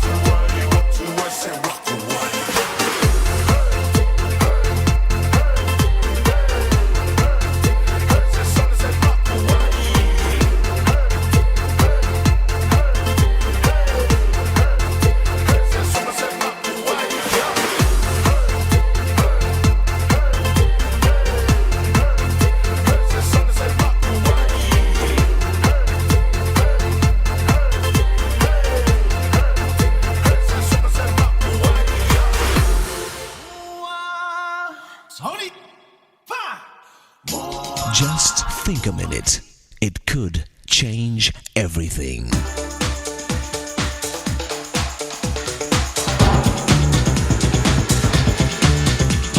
Think a minute. A 58-year-old man was sharing his memories of his father. He said his father had been a workaholic who was always busy with work and his own personal interests. He never came to his son's sports games or activities. In fact, he said his dad almost never spoke to him. By the time the son was 18 years old, in his last year of school, he'd become a very good football player. When his team qualified for the championship, he begged his father to finally come see him play this one time. So his dad promised he'd be there. On the day of the championship, the son was on the field warming up just before the game, when he saw his dad come into the stadium with 2 other men. Then, just before the game started, his dad left with his friends and never returned. It's now been 40 years since that day, and yet this 58-year-old son says that painful rejection and disappointment he felt as a teenager is still very real. When his father recently died at age 83, this son stood alone next to his dad's coffin at the funeral home and said, "Dad, we could have shared so much love and good times together, but I never knew you." Thinking back on this man's childhood and that day of the football game, I wonder what that father thought was more important than being there for his son. Was his time with business associates more important than caring and being interested in the success of his own son? That father let the years go by without doing his job at home. He failed in his most important responsibility as a father. You know, a father has tremendous power and influence in the lives of his children. Studies have shown that the number one cause of troubled boys and young men is that they had fathers who didn't really care, who didn't spend time with their sons and weren't close to them. There are millions of invisible fathers like this, but no man stands as tall as when he stoops down to help his son. How about you? Do you need to give more time and attention to your children? It's never too late to change. Why not ask Jesus Christ to forgive you for your failures as a father? Then ask him to help change you so you can become the caring, loving father your children need. Just think a minute.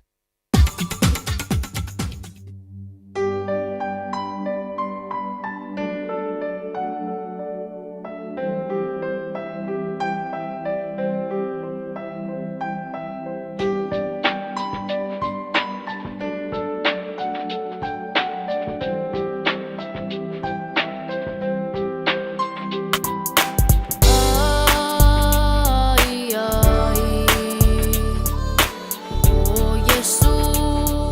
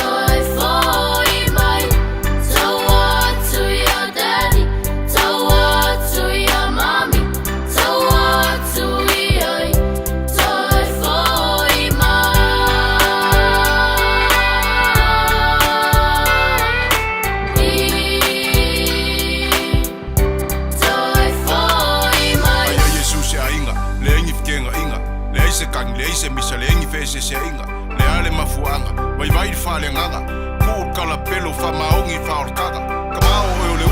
ki ngā o le Fofogamua. E leo kai ua loko o whina ngalo o le akua. Fo i le sa kauna, fo i le roko mo lana. Whikara Yesu o lo ainga, whai o lo whina ngalo.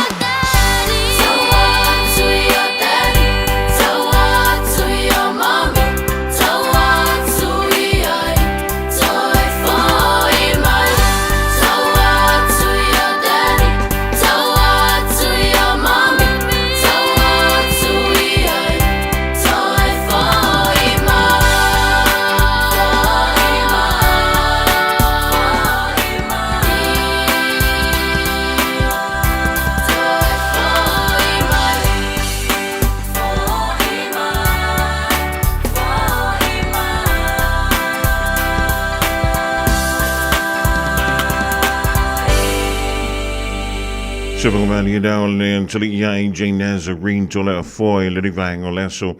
ma le pese fa mai ai Yesu I se ainga ioi ya antono na wa e no foi ma le tali no foi ia ma le tali ai Yesu le ainga o le ainga e toto e ma fai me fia ai le ai lo Yesu ma le ai na fa lu pe ko mai le vole tai au e po ana fa lu pe nga ngai e sa wai ko ngora nga fo ia inga ya be ava pelele a wai tu Yesu yo ya o le wa to lu sul tasi mi tu tale o le tu la e fa ele tanto fa donga o le sa tom fa ele tanto pol kala me le Aoauli ya se itali tali pe fa ma fa yo fa to wina ya pola stulanga le tanti me ele tanto wa fa to longa fa tona Ile de fo ya Aoauli o le so fuanga ya tu ma tu ma fa na wi Mount Malawa ile tu wa yo onga lumana ye fo isu enga nei fa na ile nei kuanta muli o le tu sanga o afe amanta ile study week as ye fa na o e si le fia o e loa ya Tama o le atu no o lango mau mai tia sa Take me Oceania ma Peretania Loma e maesa ili malo o Samoa ia sa oloto tamasese o malingi loto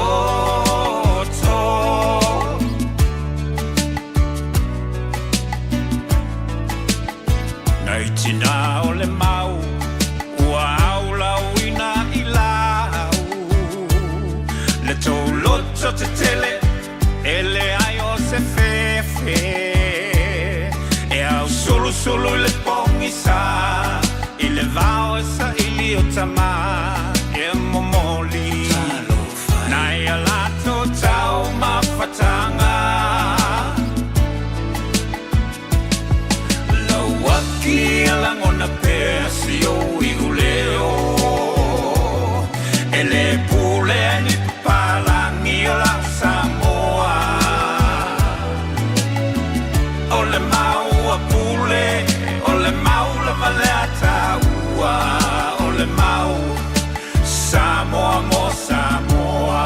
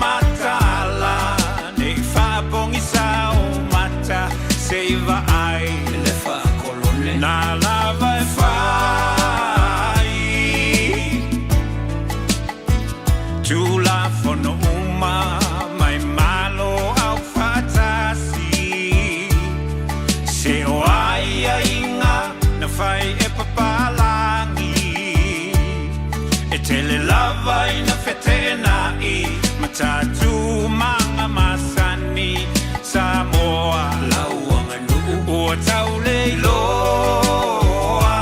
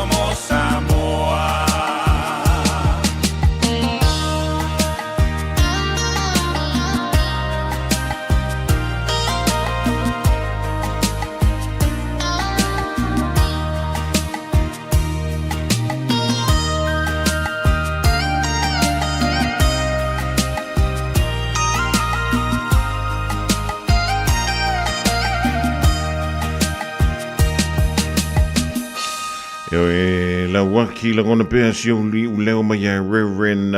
Fa'ala Fitele for le fantu e nari ia wa foi fianga o le divaing o le fiafi pe ona uta usti mi usola i le tantu malo fa'alo lo ye le divaing o le tantu polo kala me lewa maua le avano tantu te fa so ai foi ia le tulanga foi pe o le sa yai tau whainga a le tantu au le to Samoa le ngantoi lea o le fetu Samoa i le aso na rafi ma le nawa i aso atoa ta pena mai ai le afo ia ta longa o le Pacific Championship e le ta longa o le Lakapiliki fifia la le nganga i le rivainga o le aso o le ua maua le tantu filo inga ma le fionga le ni minister lango o ia foi o le presidente lea o le tantu aso siliki ia Lakapiliki Samoa le talenga ia honorable few fa o le tane Bonifacio Vasa ia fa talafatu la fionga le minister lango ia pola fionga le presidente le rinvainga o le fiafi malo nga due malo sui fu manuia sui fu manuia fiafi totoa fiafi manino ile anga le fa so le tua ia malo foi le pale fiva matute la to fa so manu no fa penaona vai foi ma fonga tato por kalame ne yaso ia o le ava no foi mal la le fa talo fa lo ia ile mai mo fa fonga tato tunu i tono a te New Zealand e me se foi o Australia ia o so sta fornira langi o lo maua lo si fonga malu ma le malie ia fa ftai mole au nanga e morio i mo tamalawa e me se so stafa a lore lava papale anga fo i fa talo fai no tala le mo la to fai vai fa no manu ia ma se manuia ala la to fai talo te nane foi ona i matua o lo tapo mo tamalawa o yo tapo i fale fiti le ulama ulama fiti le fala ia awa faiva fatino tato wotunu ja fa ma lole sa no ma lole fitala la fionga le presidente po la fionga le minister la lango le rivainga le fiafia tonu ele o po balae ele tulanga e pe ona yai ia le tau feilo inga momua ia e lunga o le programa foi ele fionga ia le anto sovea ia e ala mai le lo tofi fa presidente le o le tantu ta longa o le Lakapiliki i totonu o lo tantu o tunu i Samoa ia so se mea lava i se Samoa ia so se tulanga foi e pe o ni se mea amatai e te tau fona iei lo na fai unga ia o te talitol o le tulanga le wa fa malo lo mai ei lo fionga le minister lango po lo sunga le president le nei vainga o le aso ia ele sola pe o le sola le faleanta e pe o ni ia le na foi mo ngana le tantu tu ia o mai so fitangalo manu o nai mau le no o le tulanga e pe o le mai tawantu faisi pisi nga wenga le tantu malo le nei vainga ia e fa te tele le wa mau le tantu o no tantu te fa so ai mo le tu le nei viaf ia fa taisi o manu e moni lava le tau sa noa e ne fa fonga na tunu fa tai foi le fionga saori ia to ala ele sta os me se la to compagnia Pacific isi o mo fai lavo le lango sua malo si for tato Lakapiliki pe ona mo so te inga tau mo fai se ava noa i lungo tato le tio ma le o nang mo o pu masani ale tunu ia me se foi o to inga fa mo inga tele fa pene ia leo sa matu apa tu le tunu ula na tapo inga matu te mua ia so vai fa la no matu fa maru watu le tapo inga o tatu tunu mai lava yo na o se yo na i mai se lava o tatu o lo ala ma pa au ma a fifio ia te New Zealand e sa fa pena ona anga ia ni malai ma tapo ia o tatu fa mo le fia na nafi tena ni foi so Samoa lo ma o ni fa so ma le nei tara noanga ia matou waso vai fa la no ma watu tu langa na o e tau whainga alo ma whanau o le atunu ia tari tonu lava sa tātou nau umaile tau nunga e tātou te manau mia meisio na ia wanoa le lei nei o ma whai on tātou whātou i lalo ina le kiwi New Zealand ia peita le tu sai fo i manatari mai alo ma whanau e meisio sunga i whai aonga o le anganga lava o le nei asu ia mātou te le sola pe o le sola whaleata tau pe na e sa unoa ia mātou te e mana tua pea fia i si ona vau, e mana tua foi tae i atua i lau tapo inga Samoa. Ta whaatangisia lau tapo inga ele lau wha malulu watu i malai. Ia, e aso foi whaatino oli ta longa na nafi o le sampati pa i o le li e le na ina tūlanga foi o le tato o le tunu. fa vai le tua waso ta po inga peitai ia o le lava na va ia ma le loto fa tai le fa tu muria foi o le marai le lango lango sua lo ta to tu vai ona si ia tu le fala si ngata ia enta faiva o alo ma fa na o ta to tu no mesi foi o tamari ni si foi o fa pare ina si wa fa matai ia ila to sa ta al ia o le sa ta puai faiva o ta to tu no o le ala na o ma to afeatu ia au tu va at fol ta to au mo Brisbane Australia ia o lava ina o atu langa e tu solo tato no fo mo tato tu Samoa e le fai ngo fie la tapo inga o pumoni ia o po e masani ai fa nga tama le atu e le sili le tai na i lo tapo mali o i tato te lo ai e ma mafa de tapo inga na i lo ila to e fati no ale taro ia o le nganga na o ma to wa featu mo moli le fa tele mai lava i fa sisina o le tala le lei ia o fa penga lo lato foi va tatalo mai se foi o tele foi o nisi fai fi auto lo sa lava ne lava ma asu su wane le malai le aso na nafi ia o tupu matamali ia o fale tua matausi sa o matamai taisi o ai nai fa na le lava na moli maule la lo langi lungo o televisi ma o penga ta fa ilang ia le lava sa a fi fi o ane lo tato o tu nu le malai o le ala le ma to te fa de o le ise si upu tu ato le fa taisi o man mali la a fese nga il tato o tunu a malie le loto e le ise si upu i tu ato le faftai mali o le langona fo o tangata e tau po le ale le langona o matua fa madi e ina pa wale upu e fa o popo i ai o le faftai tele mali faftai tele a o ina na su e fu le loto fa madi e ina o le tangata sa mo o tato no nofo ia ona o le faalo alo ma o lunga ma le ama na ia e pe ona ia le aso na nafi e ui o le tau lau o le fa moe moe ia tau ia no fa pe atu o le se au ona o le lak piliki Samoa fa fitai te le lava Samoa mo lau tapoi o to fa ma o to nga sea o to nga patia e afi fi o atu le malaya e meisho o tulanga i tamao a inga e fa ma ia ona o lo to sila ta pua ia wa alo mafana u fafte tele be ona mato fa yak ia o na mato waso vai fa la lanu ma mato fa maru le tau unga o tau fainga fana ai mato tari ton ia e tongo lava mala monu mali anga le foi le tua le fa mo lo ta pena ma lo ma le nei va yasu ia mata pena nga pita io la so lava na fia ma lo mato loto o family ina yale la utapo inga Samoa faftaitele titi faitama faftaile manatui yalo mafana o tupu fu matamari o tatu o tunu o e wasi ao e faima ave fu o Samoa sila foi se humano ni si alo mafana e matamai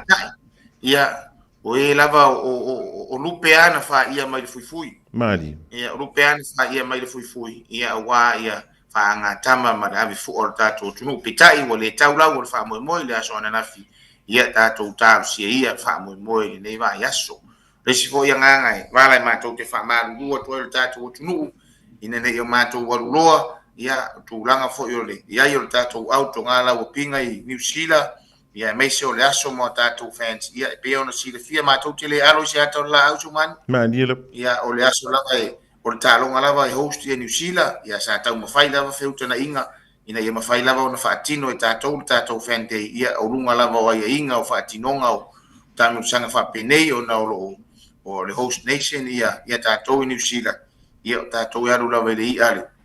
tautai ia me se foi o tulanga i faatinonga ia wai i faatino fo i lunga o seleni tulanga fapena ia e pe o le ala le na o le fai faatasi o tulanga o tatou fente ia fa marulua to i fo il pa ia o tatou tunu e mai se foi o le taimi ma le aso talonga ia wa si le fia foi se umanu e mai se o fa fonga o tatou watunu ia o le Pacific Championships ia o le taimi sanga foi le tele sia tunu e awa iai ia e tau fito na i foi taimi ma aso talonga ia e mai se foi o le ngā ruenga le ufa sa la u TV rights wa tasi le vaenga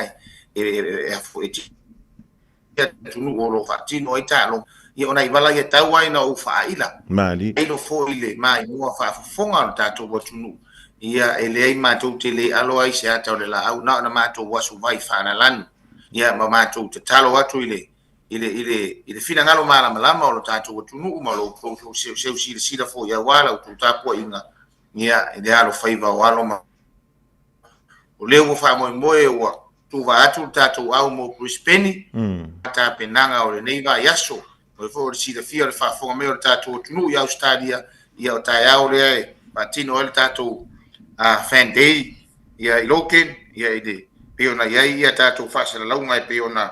papena na fa lau lo mai lunga upenga ta fa ilangi le tātou aenga o ngafa ma tātou fan day ia o inga ile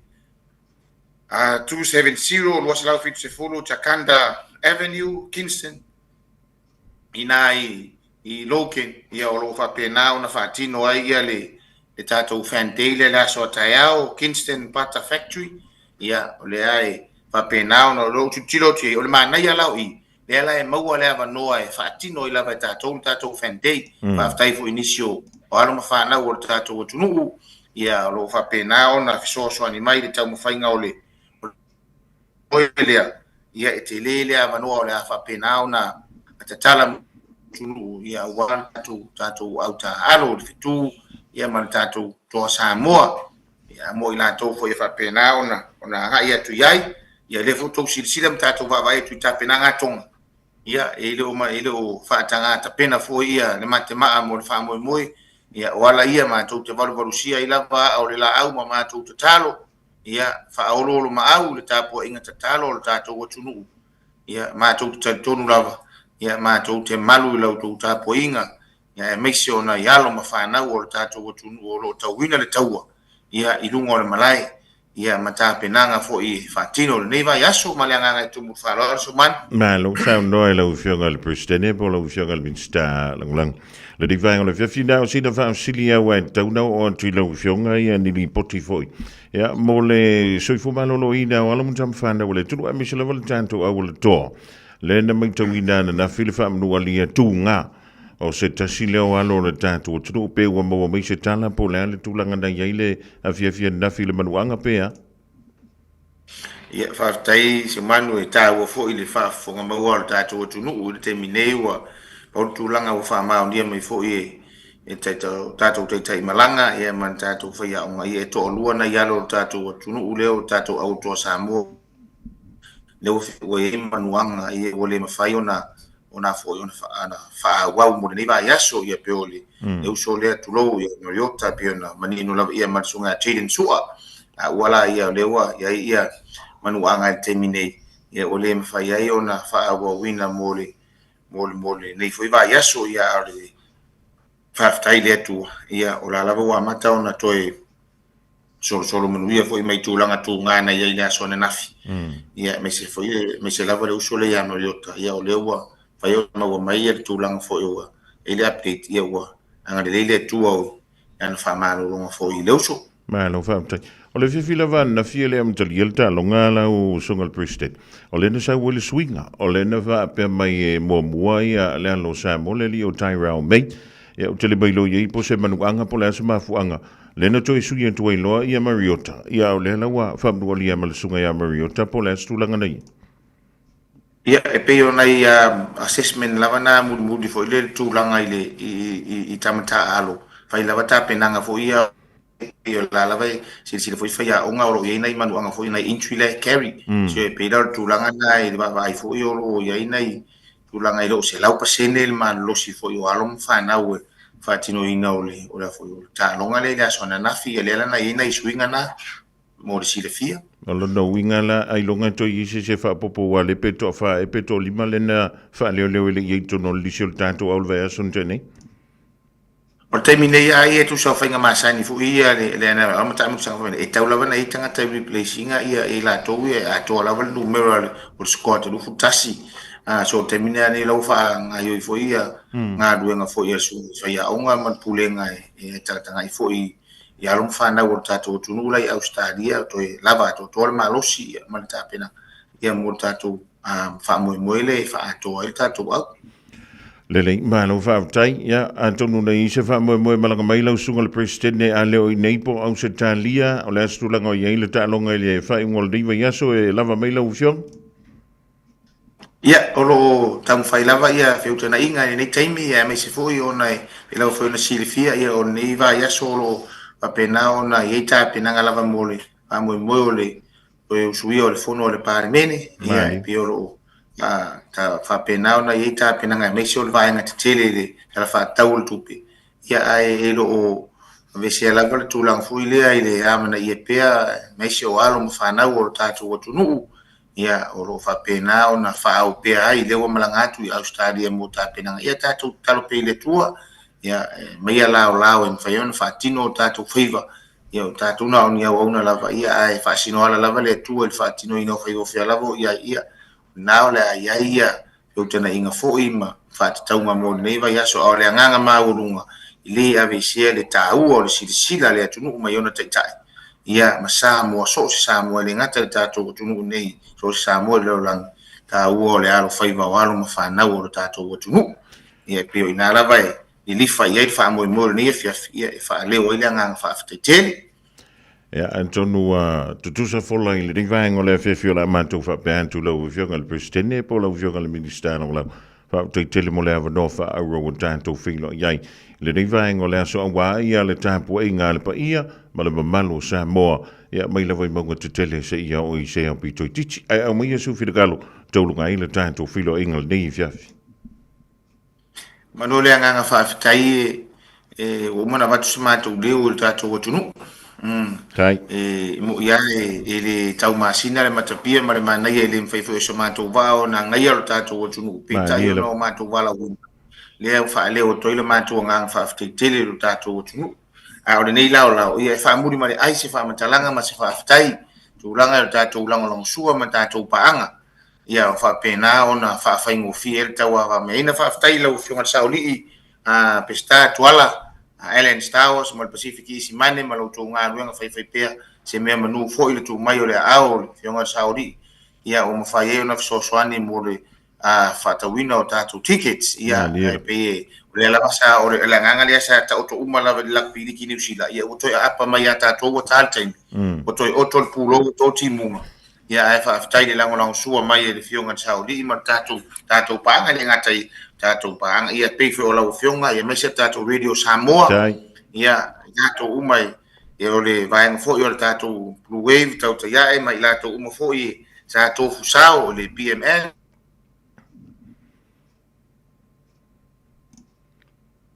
Manilo.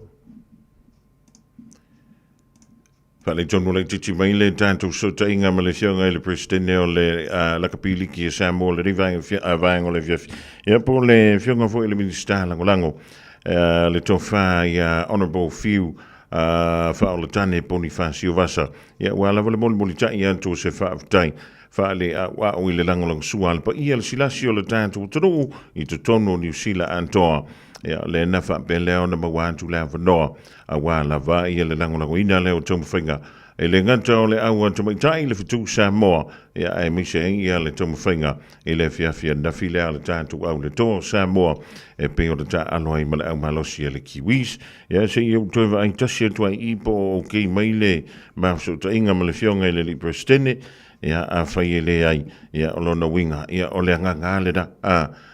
fafa le si fa tai lungo le si fa tai ia ma ia to fa tu mo le tu me o fa nga wina ia wala va ia lo vale lofa ia lo mo tamba fa na asiu tatu tro mo le tu le nga fa tai ia ila to uma sa la ngo wina ia le fa mo foi ile fa ungo le ia so se vai today ia mi se la vale fa tu wina le o tatu pepa ma tomata awa ia le fa mo o le tu Samoa male toa Samoa o le temi lungo la wanti o le wa tolu mi tu te ne link tu la fa Radio Samoa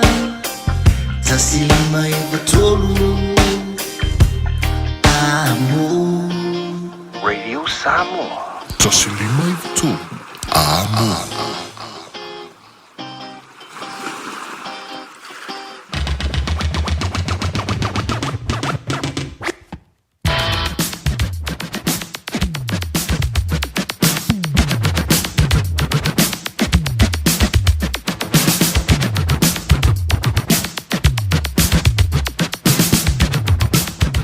ua taulanga atu ai nā ma le tautua mo e Samoa le rivaenga le fiafi nei minuti ia ua ova mai iluma i le tautua le fionga ia le a tau savea ma le tātou polkalamena ole nganga i fofaiva ia se ia ulia le tula e fitu i le poana nei mangalo iso leo i lau titi whaitama maru teleina i alwhenga iai ma le tātou polkalamena le nganga i fofaiva i le fiafi nei ma le fionga ia le a tau savea mangalo iso leo lau titi whaitama whiloa i a tau i le lofa ma le anga le fo i le tātou tampa au sili lunga e molu te mirei manuia lau singa o tatoe wha asoi fuea.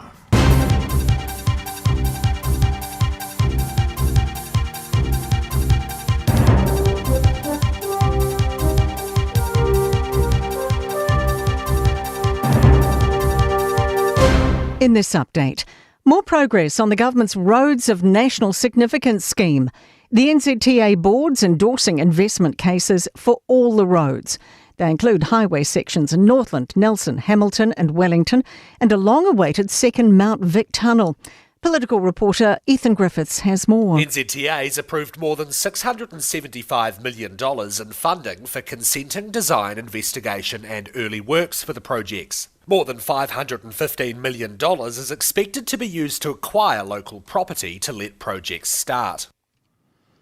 Inflation continues to be hardest on those with only just enough to get by. Inflation has hit 3% in the year to September, driven by higher costs for power, rates, rents and food. The Herald's Liam Dan says those whose money goes mainly on those essentials will have felt the pain more. If you're spending most of your income to just get by week to week and that's going on rent, food, power and or rates, that is going to be clearly higher. Labor's announced its first major election policy, but keeping some details under wraps. It's pitching a future fund aiming to invest in Kiwi businesses, set up with an initial $200 million government contribution and existing assets. Leader Chris Hipkins isn't confirming which assets. There are some commercial sensitivities involved. There's also a need to manage a process to work alongside the people who would potentially be affected by that. A major stakeholder of our largest sheep meat exporter says it's too close to tell if today's vote on a majority takeover made it over the line. Alliance Group shareholders voted today on whether to sell 65% of the co-op to Irish company Dawn Meats for $270 million. And severe weather is wreaking havoc in the south, grounding planes in Dunedin. Several flights in and out have been cancelled and forcing road closures. There are orange heavy rain warnings for Westland, Canterbury and Fiordland and strong wind warnings for Marlborough and Canterbury. That's news. In sport, Lou Vincent's reflecting on a positive reintegration into the cricketing world, nearly 2 years since his life ban for match fixing was overturned. The former Black Cap batter's latest effort to atone for his indiscretions has been speaking at a sports integrity symposium in Melbourne.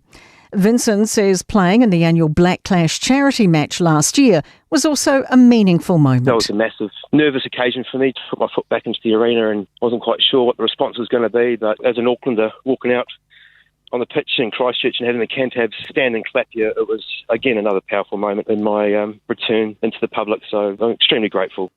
And England won't be going into their shell if they strike early trouble against the Black Cap Seamers in tonight's second